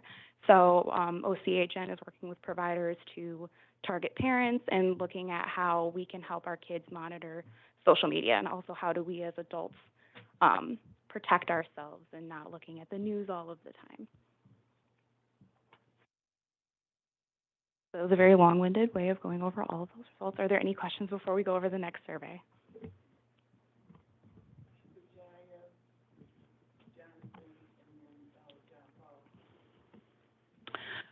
Your indicator number 29 is a little bit, or quite a bit worrisome. I would like to know what exactly are the barriers? Why are we not effective? So some of the things that we have discussed is what I was just talking about was staff turnover. So individuals are having to change their case manager or their case holder, their therapist. We also know that the extenuating circumstances are challenging for our individuals. So not only do they have whatever their diagnosis may be or other family conditions that are happening, we have world events that are also negatively impacting their overall health. So it seems the staff turnover or shortage of professionals, that is across the board in every sphere of our life. I can't get a plumber to fix my toilet, for example, and this is high level. So do we have any contingency, or how are we shifting with these shifting times in terms of availability of help? I mean, it's not a question for you specifically, but for all of us. And perhaps Dana can at some point address that. Thank you. You know, the part of the question is how are we defining effectiveness, and when it's being presented to people, what are the measures that we're looking at to see if a service was actually effective? In this particular case, this is the opinion of the person served, but there are other indicators that you can look at to see if a service was effective, if a person stayed out of the hospital, for example, if a person maintained compliance, or I hate that word, but continue to take their medication as prescribed. So there are a lot of treatment things that you can look at, and we can build that in, because I think at the end they're going to tell us about the RFP that's going out.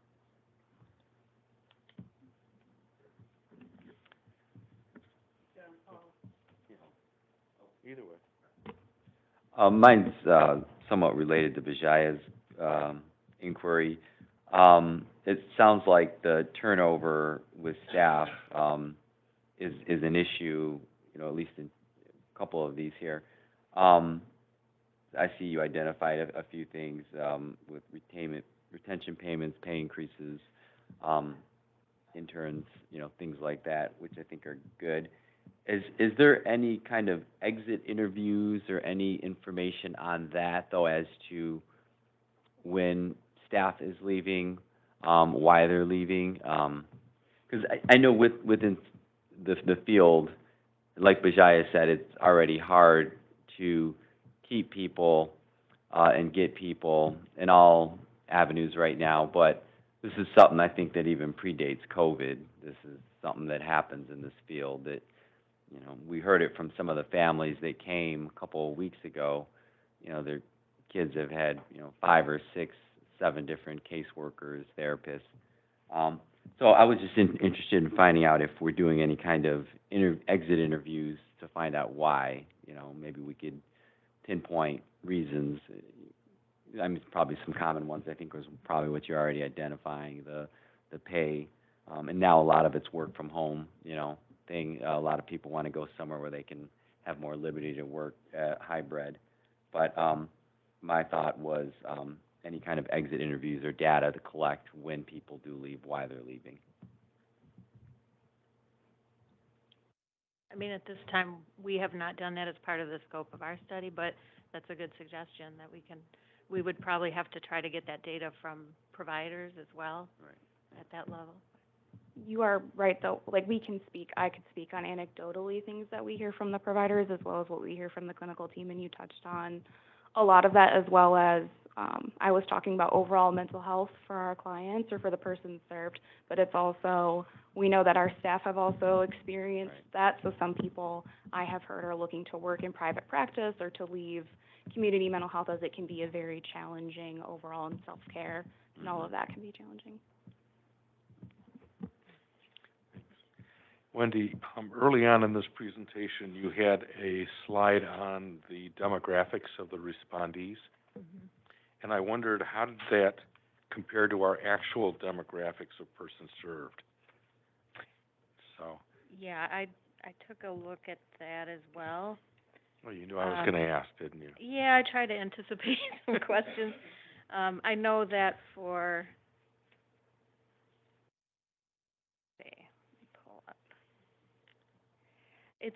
it's pretty representative as far as the populations go. You know, we do serve the majority of adults with mental illness, so that makes sense. When we ask MSET to pull the sample, we do give them percentages, so that they're trying to reach out to a representative sample. So we serve this many adults with MI.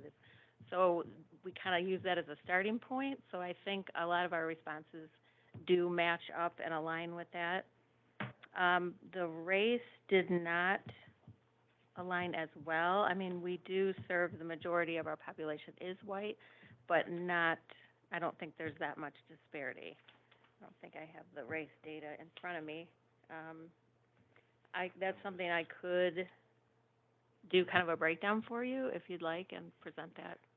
By that, and geographically, we're served, if we know that. Because sometimes, given the size of this county, and it's a big county, where we serve people and how we do plays an important part. Of course, that also goes back to transportation. So I was wondering. Yeah, we do some of that for our network adequacy reporting. We do geographic mapping. Yep. So we do have some of that information we can provide. Okay, thank you. The second question I had was, you said that we had our R factor was about 800 people that responded, 700 and change. And I wondered, we serve about 25,000 folks, so that's about 3.5, 3.6% of our population.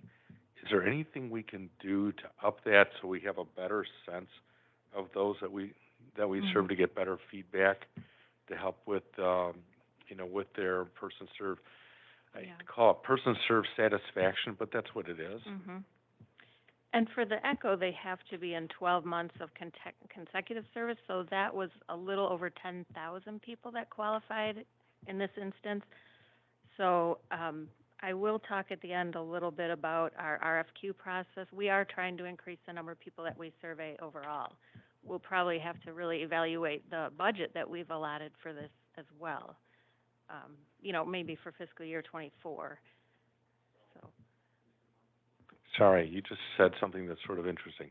Roughly 10,000 persons we serve qualified because they've received services for more than 12 months? Yes, it has to be 12 consecutive months with no gaps, and there are certain criteria. Okay, that's why. Because I was thinking a lot of folks we have, it's chronic conditions for them. Yes. So I was thinking, well, let's see, 25, even if we said there were 22,000 we served, it'd be a larger number than that. But when you say consecutive months of services, they may go with an interruption of a month where they don't, hard to imagine they wouldn't get services, though. And there were some criteria when we have a Power BI dashboard report that we pull. So we had specific logic that was built in to pull that list out, because we send that to MSET. So we can take a closer look at that, just make sure everything's. Well, that takes it to 8%, but still, it'd be nice to get a couple thousand, 5,000 respondees would be awesome. I just wanted to add a quick little note too. They also have to agree to be surveyed, and they have to agree to be contacted, so we have to filter out individuals who do not want to be contacted. That's always the case. And people are surveyed to death, and they get survey fatigue, so I get that. So thanks. But if they know it's going to help drive better services or more appropriate services for them, it is all about them, then I hope they will respond. Thanks. So I have a follow-up question to Jonathan's question. Could we get an idea as to what percentage or what fraction of each population is surveyed, each category of populations? And my second question is about what is the caseload of the professionals, for example, psychiatrists, psychologists, counselors, behavioral health technicians, support coordinators, etc., because that will give us an indication as to where the maximum need may be for ideas for better retention or improving the work conditions or whatever might help. Thank you. Thank you. That's a little more challenging just because they are anonymous surveys, but MSET does identify numbers to each individual, so it would be a little complicated, but we can maybe try to link it to what services they're receiving.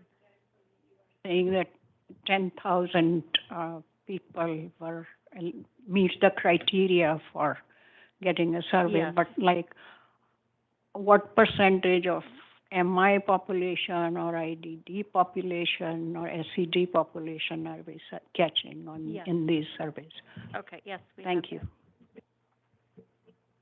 I know that there's been more than one time that I've asked about a day in the life of a support coordinator or a case manager, because this situation with caseload sizes and paperwork predates COVID. COVID just exacerbated an already difficult situation. So I don't know what the answer is, but it's unfortunate that we're losing quality staff to private practice because they don't have to deal with the caseload sizes. They don't have to deal with the paperwork. That made me think of another point that was brought up when we were having the discussion with the clinical team is the turnover. It also means that we are turning over staff who have been trained in evidence-based practices. And as we know, evidence-based practices take a very long time to train. They're expensive. You have to sometimes send entire teams of people. So if an organization is already short-staffed, if caseloads are already high, to then send people to do training who then may turn over is a struggle. The answer.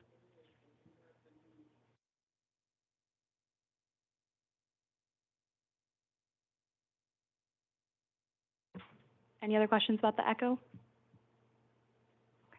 I did have one question related to the compliance of the recipients, because, see, when you look at question number 5, if we have a 10 o'clock scheduled and you can't make that 10 o'clock and then you want a 1 o'clock, my calendar is already booked for the next couple weeks.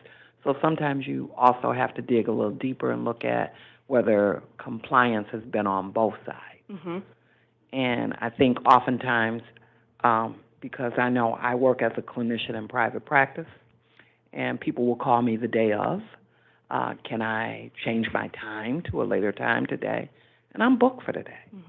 So then in their mindset, I was not available, but I was available for that 10 o'clock appointment. I'm not available for you at 1 o'clock. So you got to kind of look at both sides of the coin as to whether or not they are available at the agreed upon time, the initial agreed upon time. Definitely.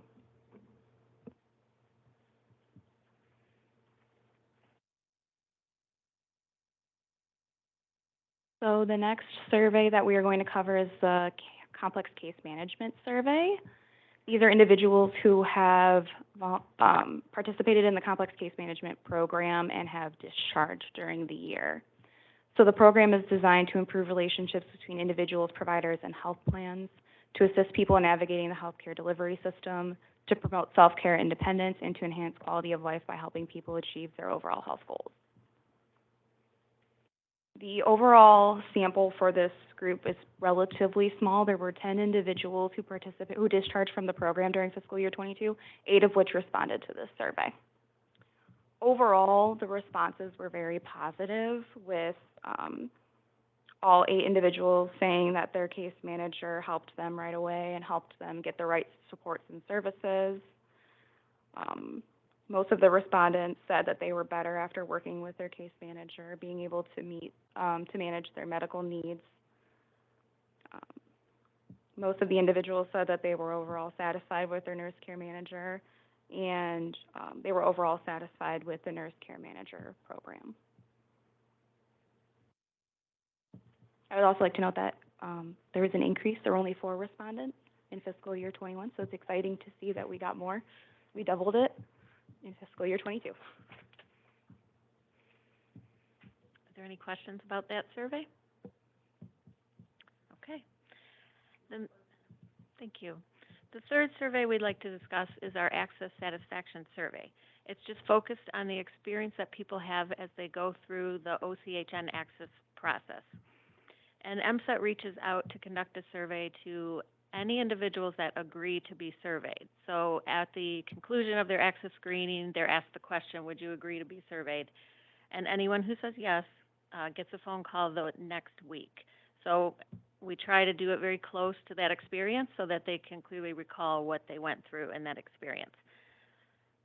So we also survey people that were found not eligible for services as well. So we don't just limit it to people with a disposition of that they were eligible. Next slide. So there were 501 individuals who were surveyed in fiscal year 22, and this pie chart just breaks it down by population. As with the ECHO, we see that adults with MI account for the largest number of people surveyed. And in this instance, it was followed by children with SED. So these survey results are reviewed quarterly at all of the access team meetings, and if there are any issues identified, they discuss them at their team meetings. We've consistently had very positive results with the survey, and in fiscal year 22, we also have a high level of satisfaction with the access process. So there were 97.6% of respondents that were pleased with their experience with the access process, either very pleased or somewhat pleased, and that is an increase from last fiscal year as well. The responses people, those that were placed on hold, decreased by 5% from fiscal year 21. I know the Access Department has made extensive efforts in keeping their staffing levels up to where they need to be adequate to meet the needs too, and that can impact the number of people that get placed on hold as well. Slide. The figure at the top left demonstrates that 96.2% of individuals believe that their intake process was fully and clearly explained to them. The figure at the bottom left also has a very favorable response, with over 99% of respondents indicating they believe their access screener was easy to talk to, was a good listener, and treated them with respect. The figure at the top right shows the length of time in which an individual waited to speak to a screener after they talked to the first person at Access. And the majority of the responses, 78%, indicated that they waited 1 to 2 days, which is really our goal, and 14.4% indicated between 3 and 7 days. And the final figure at the bottom right assesses the length of time between when the person requested service and when they got their intake appointment. So this correlates to the performance indicator that we report quarterly to the state, in which the person must be seen for their intake within 14 days of their request. So a combined 83.1% of people indicated they were seen in the less than 14 days, with 12.9% indicating it took more than 14 days. So are there questions about this survey? Sure, and it'll probably come up in the telemedicine as well, but do we have a breakout of those for persons that were served by Common Ground versus some of our internal teams? Because I saw recipient rights and some others. Okay. Well, this survey is for only internal, our Access Internal Department. Is that what you mean? So it's not anyone that has gone through Common Ground. Okay, so not through that access. No. Okay, do we ever survey on Common Ground's performance? No. Okay. That's all right. You know where I was heading. All right, thank you. Yeah, the only thing we do is track through the performance indicator their performance, but not through a survey process. They do their own surveys at their area. Okay. No other questions? The final survey that we're going to go over is the telemedicine survey. This was one that was administered and launched in May of 2021, and it's really looking at the overall satisfaction with an individual's experience with their telemedicine appointment. So this is another survey that was done through MSET, and they do it via telephone. So telephonically about telemedicine. Indeed. Okay. Which telemedicine could be audio or it could be visual. It could just be, just through the video as well. So for question 5, there were combined 97.11 of respondents overall agree that the person they saw during their telemedicine appointment explained things in a way that they could understand. Only 1.45% of individuals reported that they disagree, and 1.45 said that they preferred not to answer. Question 6 shows that a combined 91% of respondents agreed that the quality of their telehealth visit was as good as an in-person visit. So nearly 100% of individuals agreed that they were overall satisfied with their telemedicine visit. There was only one individual that said they neither agreed nor disagreed.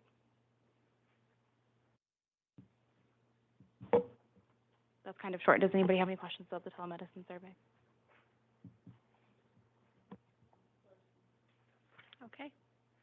So our goal, as we discussed in previous board meetings, is to try to increase the number of survey responses we receive. So we issued an RFQ in November to all of the NCQA certified survey vendors. And right now we're currently in the process of evaluating those RFQs and making a selection. So we have a deadline to make a selection by mid-January. I know this says we'll present to the board in January, but we'll probably have to do that in February for approval. So we will present the new vendor about that. And so for fiscal year 23, this will serve as a pilot year for this new vendor to see what kind of response rate we get. At this point, based on the budget we're working with, they're probably going to be sending out about 2,750 surveys for completion. We'll see what rate that is. Like I mentioned before, we'll have to reevaluate for fiscal year 24 if we want to increase the budget or try to increase that number. Does anyone have questions about the RFQ process?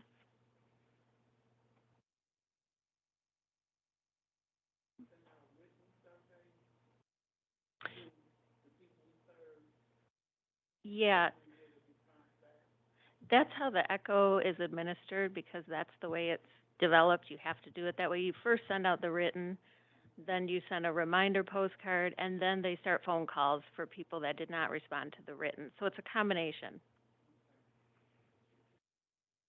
Yes, the initial survey's paper. You're welcome.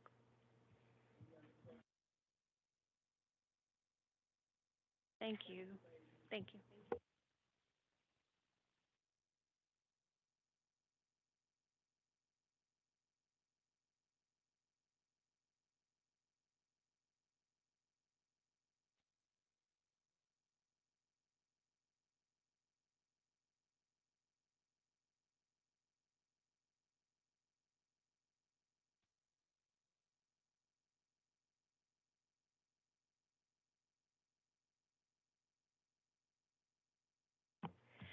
Good evening again. I am very happy to announce to the board that Suzanne Weinert interviewed for and was selected for the vacant position of Director of Communications and Community Outreach at OCHN. Suzanne's been here for 6 years. She has a master's in public health education, more than, she's looking at me smiling, more than probably 30 years experience. So she's partnered with us long before she joined OCHN. She was very instrumental in establishing our suicide prevention task force in the county. I know she's going to do an amazing job. She will be presenting the community outreach reports to the board moving forward. And I also want to say that I'm very appreciative of Dana and the leadership for not only encouraging us to grow in regard to our efforts and innovation and how we create and promote awareness about OCHN, but providing us with the opportunity and resources. So it's really a benefit to have someone encourage you, but then also give you the tools you need to succeed and progress. So with that, I'm going to turn it over to Suzanne. Thank you, Christine. Thank you all so much. I'm very honored and pleased to accept the position, and I'm looking forward to working very hard as I always have. I'm very dedicated, been here, as she said, 16 years, and I don't mind her saying that I have over 30 years of experience because I worked at the health division previously and learned a lot, partnered with OCHN for a long time, so very grateful to be in this position. And with that, I'm going to talk a little bit about some of the community outreach. I know we thought that December and January were going to be a little slower months, give us a chance to catch up. That doesn't seem to happen anymore. I think that we're going to always be busy. We're not going to have a whole lot of downtime, and we just kind of have to keep rolling with it. So just to mention a few items, as you can see from the report, we had a couple of events last week. One of them that I wanted to mention is the Youth-Led Task Force.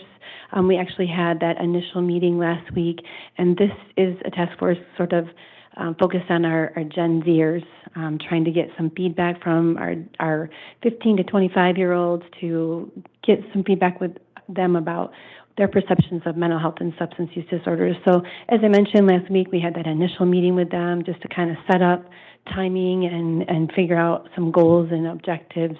So we'll continue to update you on that particular program as we move forward with it. Also, we have some events this week coming up, more or less presentations, but also with Dana tomorrow doing a partnership resolution with Oakland Schools and a couple of our other partners. So next slide. I also wanted to mention that I'm just so grateful for the staff here at OCHN. We are probably one of the most generous groups I've ever met. They have just really pulled out all the stops in terms of doting for the families that we adopted. We adopted families from both Oakland Family Services and Community Housing Network, and then we also did a special sort of adopt a family with the Older Persons Commission, just a little more focused in on veterans. So we're just very excited. I think we need to expand next year because there's just so much generosity in this building and beyond at the RCC. So that's one thing I wanted to mention. We're wrapping that up this week. We're doing our deliveries this week. We did some today, and then we have some also on Wednesday. So fun, festive time of the year, absolutely. Also wanted to mention a couple of events that are coming up. We have a law enforcement appreciation luncheon. It's coming up towards the end and beginning of January. And then we have tentative plans for a legislative breakfast, which is going to be at the end of the month. And just obviously to make mention of our advocacy efforts last week, obviously really pushed it out last week with to all of you too, to everybody, because this is just a team effort. I think we pushed out a lot of advocacy messages last week during Lame Duck, and as you all know, Dana sent out some messaging just thanking everyone for all of their efforts and all of their hard work, because obviously both 597, 598 were defeated. Obviously the work is not done. We know that there's still going to be work ahead. We're going to continue with our advocacy efforts, but that's when we can just check off and be done with the books and just continue to move forward and keep our eye on that. Next slide, please. Also wanted to mention just some press releases that we're putting out this month. Obviously, with the holidays coming up, we want to make sure people watch their own mental health, so just kind of mental health tips for the holiday. Hopefully you were able to see that. Also, we're working on one related to threat assessment, which leads me into an interview that Dr. Posios did earlier this month or late last month, that he did with the Oakland Press, and that article was in the Oakland Press. And then also Dana just did an on-camera interview with Detroit Public Television, so we'll keep you posted when that particular interview is going to come out. It kind of is a piggyback off another article that was done with the Detroit News regarding caregivers, and the Detroit Public Television saw the article and picked up on it and thought it was a great story. So they asked if we would go ahead and do an on-camera interview with her. So we're really looking forward to that. She, of course, did an excellent job, so it's going to be a really great interview. I also wanted to mention that we did receive just today or yesterday, a request to do a couple of workshops at the Kevin Song conference on suicide, and that's going to be at the end of January. And so we were requested to do 2 workshops at that. We're going to do one related to CIT, and then we're working on some of the other details with the other one related to maybe Access or the School Mental Health Navigators. So just wanted to let you know that that was another one that just came in, and we'll be planning to do that in January as well. So that is my update for Communications Community Outreach. Do you have any questions for me?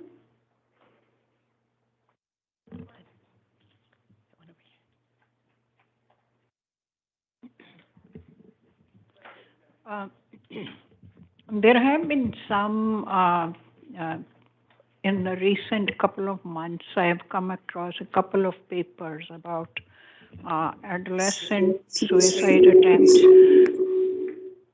that have increased. Of course, the sample size is small, and the period that it covered is during COVID, so that's an outlier. But this one paper that was very surprising to me was that the number of attempts by younger adolescents between the age of 10 and 12 has increased as proportion as compared to older adolescents. It's a kind of a delicate area because we still don't know how young is young to approach with some very serious issues like mental health. So I would like to get some information from the experts here as to what they are reading, what they are seeing. Thank you. All right, thank you so much. And we do work with the Health Division, with the Suicide Prevention Task Force, which is a countywide initiative. We have staff here that work both even at the state level is with the Zero Suicide initiatives. So we'll go ahead and see if we can get some information from those experts and let you know. Yeah, and that thought came to my mind is because your youth driven task force that you have, that is very impressive, very encouraging, but that age group is 15 to 25. So that's a little bit on the other end of the spectrum. So, but you know, it doesn't hurt to ask and maybe add that subject matter to that group and just get some feedback from them. They may have younger siblings. So it's a great suggestion. Thank you so much. Yeah, and or maybe their own experience when looking back when they started having those kind of issues in their mind that they were not able to approach anyone about those concerns or questions that were lingering. So that would be good information. Thank you. Very good. Thank you. Any other questions? Just wanted to piggyback on what Jaya said. I would like to see if there's any issues with bullying involved with that age group and younger. Absolutely. Actually, Christine and I were just chatting about how we need to really start focusing in on the suicide prevention, and that encompasses the bullying and stigma. Absolutely. Thank you. Just a question. You mentioned you guys were going to the Epling conference. Is that what it was for the Kevin Epling? Is that what it is? To do a presentation, or you just got something in for 2 presentations? Yeah, the Kevin Song. Yeah. The suicide conference coming up, the annual conference on suicide. Yeah, is that at Intermediate School District, or do you know where that's at? I do not recall the location, and I don't have my phone with me. Oh, I was just mentioning it because the question was raised about the age groups and then the bullying, because that is a conference that's very encompassing of that. Mm-hmm. That's really like the spirit of it is the mental health, the suicide within the teenage age group and how it's affected by bullying. So, but it just kind of made my ears perk when you did say it, because they have in the past had it at the intermediate school district in Oakland County, right at the Pontiac Waterford border, so, I think Christine's gonna come up and, different. and mention, yeah. Oh, is that the Kevin, okay, I thought she said it was the Kevin Eppeling one, that's a different, yeah, so I thought that's what she was saying, okay. So disregard, but that's something, another association that could be helpful, in that arena, so, thank you. And we work really, the intermediate school district is part of the suicide prevention task force. They're on that task force. We'll be sure to send you the flyer once the programs are all updated. It's actually in Plymouth, Michigan, January 26th through 28th.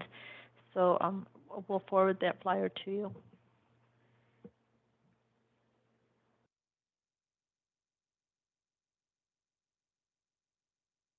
Use your mic. Thank you, Suzanne. Thank you all so much. Congratulations again. Next, we have other business. Sheila? So I printed out, and what you have before you is the agenda planning for 2023. I also, at the board's request, printed out 2022. So I'm not sure if you want to go over the first quarter and then defer the second quarter maybe for January. But I'll defer to the board just for light of time.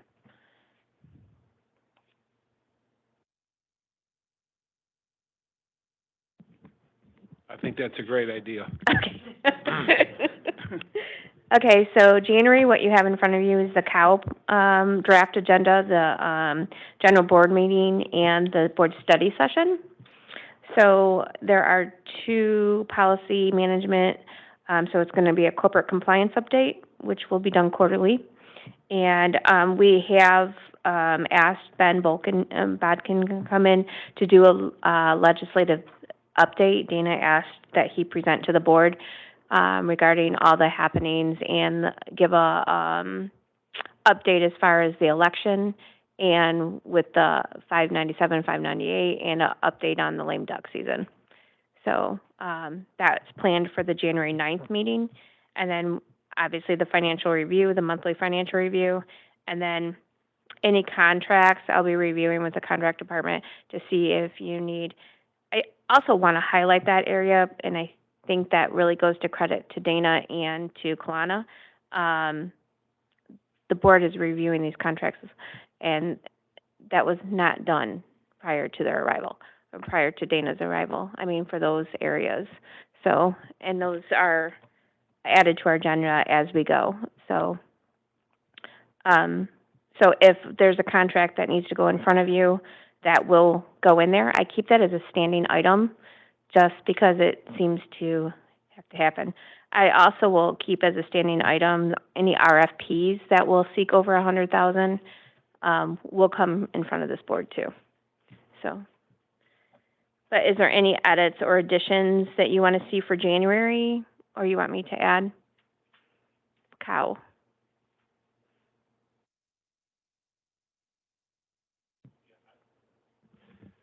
I'd like to see us, with the Oakland County millage, the transit millage being passed, I assume we're engaging with the county, but I understand, you know, they're gonna spend this money and start to appropriate it pretty fast. So my suggestion would be if we get some kind of update, on what the millage means for, those we service. You know, I know from a personal basis that we are having problems in the transportation area.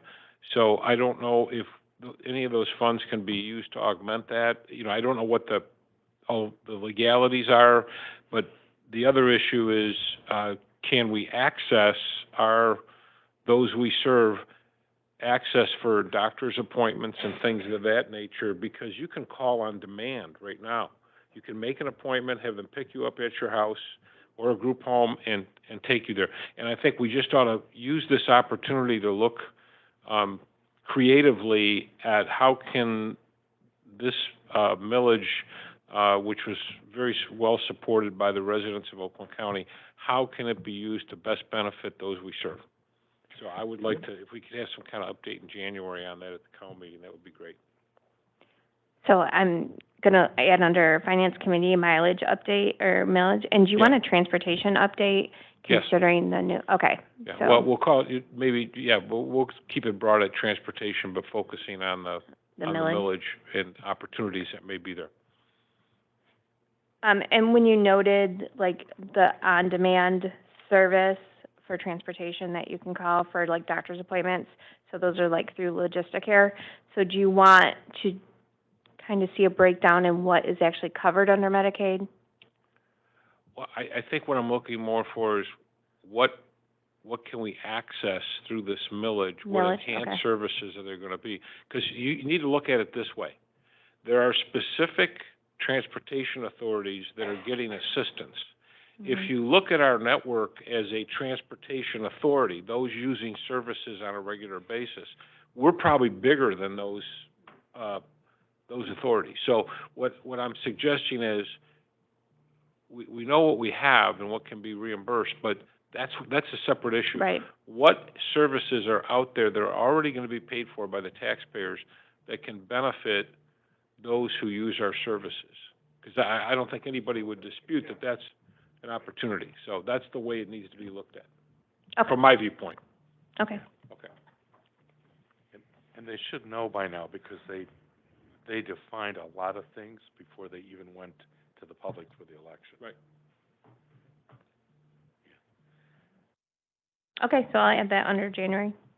Okay. Anything else for the cow? And you wanted that for Cal, you said, right, not for study? Cow or study? Yes, I think, only because, like I said, my understanding is they're already starting to talk about this and put together some appropriations. First, they gotta get some staff and things like that, but then they're gonna move pretty quickly, and I don't wanna be left in the dust. That's fine, just wanted to be sure about that. 'Cause I know one of the other items that we typically have to do every year is recipient rights, and we have to do conflict of interest and number of attestations. Those are in February. They are? Yep, cow. Okay. Oh, I was looking under study, I didn't see them. Mhm.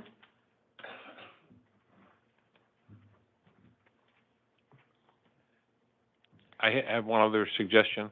On the January study session, depending on how developed that agenda gets, I brought this up before, but I think if we're going to be able to do anything in the year 2023, this has to do with the lack of social programs and socialization programs that have been cut because of COVID or no longer exist from a variety of different, from churches, from schools, from other organizations.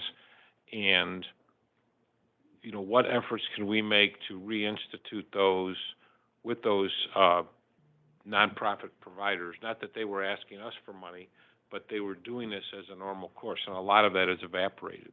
And so what's happening, especially in the group homes, is there's a lot of people, those residents, unless they have family or others that can, or a very active, engaged company, to have or try to provide opportunities, those opportunities are lacking, and that creates more isolation, and that's not a good thing.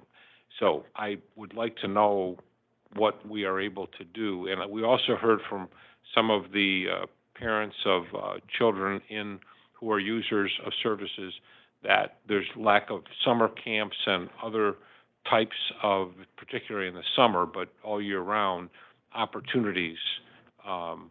And I have some suggestions. I won't go through them now, but I'll send a separate memo to you and I've talked with other board members about this. So I think if we're going to be able to get something accomplished in this, we need to talk about it. Maybe January 26th would be a good time to do it at the study session. Okay, I'll add that to the agenda.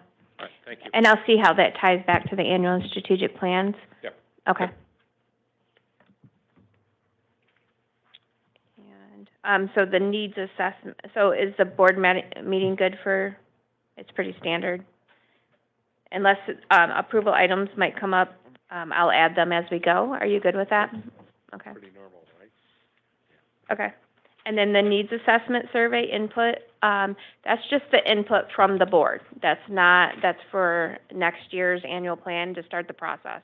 So that's just your input for the needs assessment. Okay. So February, kind of same thing. I don't know if, I've got a budget amendment, I think in March, but Anya usually tells me when I need to add those. So those are just slotted in. Are you good with that? I have it slotted in for March, but if Anya has one for February, she'll move it. You good? Okay. I try to do at least once a quarter on those, so. So also in February would be, winter conference, and I don't remember when that is. I think I've seen a Kazoo. date, Okay. but I'll let you know if we need to move anything around, but I don't think these are impacted, these dates. Okay. So policy is gonna get hit hard in February, because you'll have the recipient rights report, the needs assessment, again, for your input. So that's just gonna give you feedback on your feedback. Right. So, does that No. make sense? Right. So in the plan, in January, we're gonna ask you for your feedback on the needs assessment. And then in February, we're gonna give you back what you guys suggested and make sure you guys are good with the survey Right. itself. So I see that we do have the state of Michigan's, the annual report that we just delivered in December for them Mhm. in there. So what I was talking about before was we have to do annual recipient rights training, and we have to do, I think, annual conflict of interest. So those are in your Doshebo, so those we just are, do 'em when electronically? as, I'll have Trish speak to this, but how the staff work, everybody, like if you did a training in April, you have a year to complete your next training by April, so it's individualized now. So, those, you'll get reminders from Doshebo, so we really don't have to include it in the board now. And, because you'll get reminders unless the board seeks to add additional training. No, that's fine. I just didn't want to make sure I didn't know there was a built-in reminder. Yep, So it's a I just want to built-in make reminder. sure we didn't become non-compliant. Yeah. Plus, by then, we should have a new board member. Nope, I'm already getting emails for myself, and they give you like a month and a half, on your reminders. So you'll get a reminder when your training is due. It's an annual renewal. And then, the quad pit, that's a required report that needs to go in front of the board. Yep. So Marquita will present that. that's And then the next night. quad pit will be an approval item. And then the February board session, so we'll seek for your input of anything that you want, a topic on. So we had a number of items that came up tonight. Yep. So I already have a draft email to Dana for the follow-up, so, Maybe do you want some me of to look those, at if we have fodder, or if we have data, or whatever. So do you want a data, update on, Well, you've got the list. Let's see what we have. So if there's something that we could present on that topic, because we now have an answer, then we'll pencil it in. But I don't want to suggest that any of our board members can say, oh, we want this item, then if we don't have answers to those items yet. Give you guys time to prep. okay. The conference is the 7th and 8th. 7th and 8th? Okay. Yeah, I thought it was early. I checked it before, but I just wanted to make sure. Okay. In Kalamazoo. Okay. So right now, are we gonna leave the February study session open? With Okay. some of those topics, whatever those end up being. So we'll leave it to you guys to know what you can present on it. Okay. Does that sound good with the board? Give the staff ample time to figure out what they can present. Okay. Okay. And then in March, again, proposed right now a budget amendment if Anya has one. Then the CERC report, that is a required report.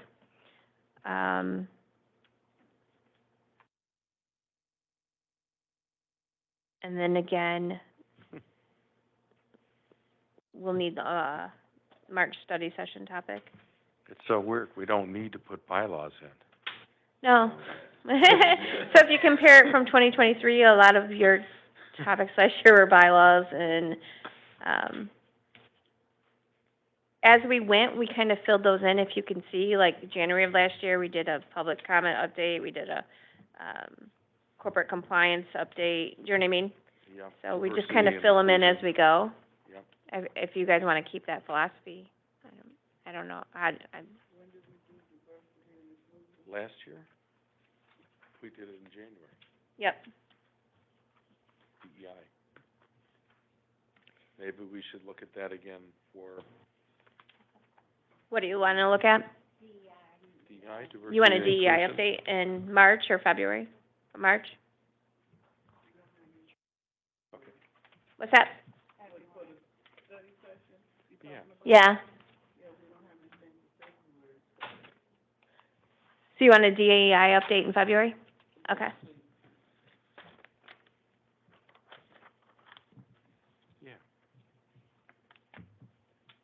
We need it. Okay. And then in March, we'll leave open? Or do you want a specific topic? And we'll tie all those back to the strategic and annual plan on all of your updates and stuff, so. Yeah. So then that gives us February, that gives us March to cover the items. If we don't have, if we have feedback from tonight's sessions on questions, Okay. we can use that in March if we're doing DEI in February.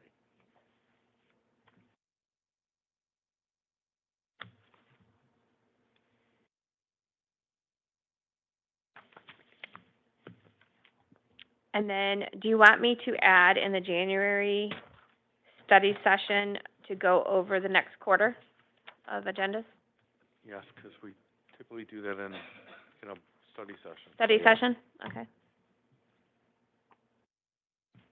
And then a reminder to the board, we don't have a December study session this year, correct? That was actually, I was gonna defer to you, it's not, I haven't physically canceled it, but I think it was proposed.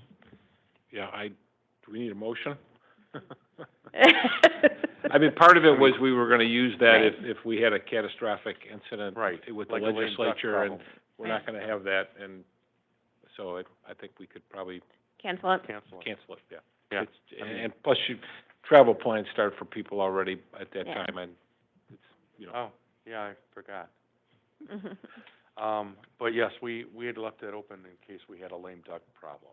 Okay, so move forward with cancellation? Okay. Right. So Gotta what do we have wanna film do in place. about the executive meeting? What we won't do, We've just covered January, so I Okay. don't think we need an executive board Okay. meeting. Yeah. You on just that covered Thursday. January, right? yeah, Yeah. okay. If That's that fine. works. Okay, does that work? Yes. Okay. Unless anything arises, Dana will form the executive committee as it goes. Okay, so that's the first quarter. So are we good, or? Also, just a reminder for the board reception, from 5 to 6 next week, we did invite core providers and providers for the reception. So we asked that if board members could make it here by 5 o'clock, to help greet some of our providers. Okay. Right. And, do you want music? Yeah. We can Bluetooth? Yeah, where's the?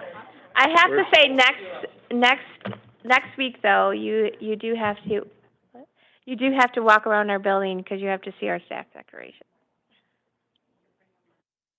Yeah, we'll show you the video. Yeah, we'll show you the video. I didn't know anything about a board reception. So did I miss a memo? Maybe. No. We're RSVPing for it. Yeah, it's sent out by Christine to everyone? Suzanne. I don't think so. Suzanne? Yeah, I didn't I don't think I got it. Check personal email too, because it went out to Boardable and then from there.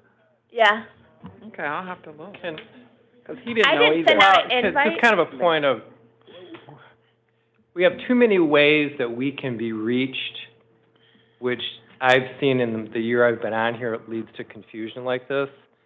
Either it all needs to be in one spot, or we need to be able to pick the email that we check the most. Because you gotta hunt and find. That was my frustration a week ago when things were happening in Lansing and we got something I couldn't respond to. So we have lobbyists, but I work with different lobbyists that I could have reached out to, except by the time I got into the email and figured it out, it was 5 o'clock. So what you're referring to is the board distribution list, which is meant for an internal my main list? point, Sheila, is we need one way to communicate. Okay, so we'll just keep using Boardable if the board's good with that. Yeah, let's just keep it in one spot. Okay. So one of the benefits on Boardable is it has an alert that will send it to whatever email you have as a preference. So yes, we'll still put it Sometimes on that works and Outlook. sometimes it doesn't. I haven't had it not work, so. Well, then how did this last one go out, that some of us got it and some of us didn't? That's kind of my frustration. I assume it came from Boardable because it hit my personal email, but it may not have. I don't know. And send it, Christine did. But I do know that if it hits your Outlook, our OCHN Outlook doesn't allow things to get forwarded. That's part of why we shouldn't put anything in Outlook, because, I mean, I check that maybe once a day. So like with the thing that was happening in Lansing live, by the time it was checked, it was too late for any of us to help. What time is it on the 20th? 5 o'clock. It's 5. 5 5 o'clock. o'clock, Yeah. And then the okay. board meeting. It's normal time that the dinner is served, so it's just usually 5 to 6.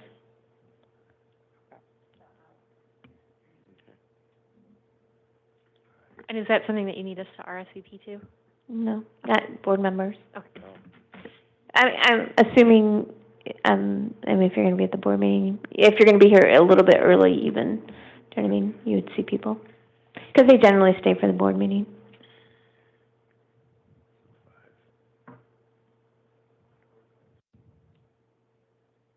Mhm. So then the date on here is incorrect, the 19th, it's the 20th, not the 19th? Yeah, it's the 20th. Okay. Next Tuesday, Okay, right? all right, because I thought we had a meeting on the 20th. but Yeah, then it's when the I saw 20th. the 19th Yeah. on here, Is that the 2023? no, 2022, Really? yeah, it says the 19th, and I thought our meeting Please was don't come on Monday. Okay. So that's why I'm complex. This is our second opportunity for public comment. Is there anyone online or in the building that would like to address the board? I don't hear the pitter-patter of little feet, so I take that as a no. We'll open up for board member comments. Sheila, can you take the roll? Mr. Young? Just to reinforce with the Medicaid piece, because I kind of went online and looked as if I was trying to figure it out.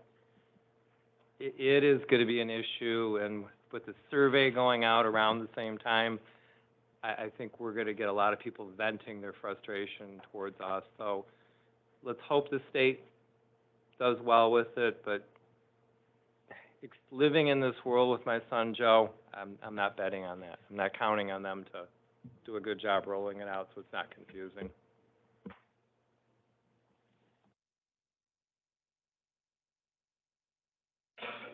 Oh, sorry, that's me. Ms. Woodruff? I had just wanted to piggyback on some of the comments that Dana made earlier about the great job on the highlights of the goals and objectives for OCHN in terms of the work that's done by staff and with their partners. I know that that is a tedious task, and job well done. Thanks. Thank you. Mr. Cowan? Yes, I just wanted to compliment a couple of our legislators from Oakland County. Senator Jim Runstad and Senator Ruth Johnson bucked their Senate Majority Leader on the critical votes concerning that would have dramatically changed the delivery of services through Senate Bills 597 and 598. I think I'll remember those forever. Never play them in the lottery, though. But the point is, they were, our Oakland County senators who stood up for all those who serve our communities and for those communities. And I think we should be grateful to them, and if you happen to see them, thank them. Ms. Newman, Mr. Landsman? I want to thank the staff for their presentations. Francis, for the annual, that is such a dry topic. I know it's hard to get through. I don't think smiley faces on slides would make it any more fun. But I do appreciate it because we've got lots of interest by the public and by various board members on it, so glad we go through it every year, so thank you. Ms. Mamie Dyer? Yeah, just echoing what everybody has said. Thank you for those presentations. The amount of information and data that you all can retain and then spit off to us as we are throwing questions at you rapid fire is really impressive, and we really appreciate it. So thank you for all of your hard work in presenting all that information to us. Dr. Hans? Thank you for all the presentations. I have to make a comment on Jonathan's comment. Yes, it is a dry subject, painful, and sometimes I see some people yawning through it. But just remember that it touches the lives of people that we serve, and this is very close to my heart because it makes a difference in my son's everyday life. Thank you. Mm-hmm. Ms. Newman? I just want to thank Dana and the staff for the work that you do. We appreciate you so much if we never tell you directly, because we've gone through a tough time, and we're starting to come out of it a little bit, but we still have some tough issues that we have to address, and I appreciate the fact that you face it head on and don't run and hide. So thank you. And with that,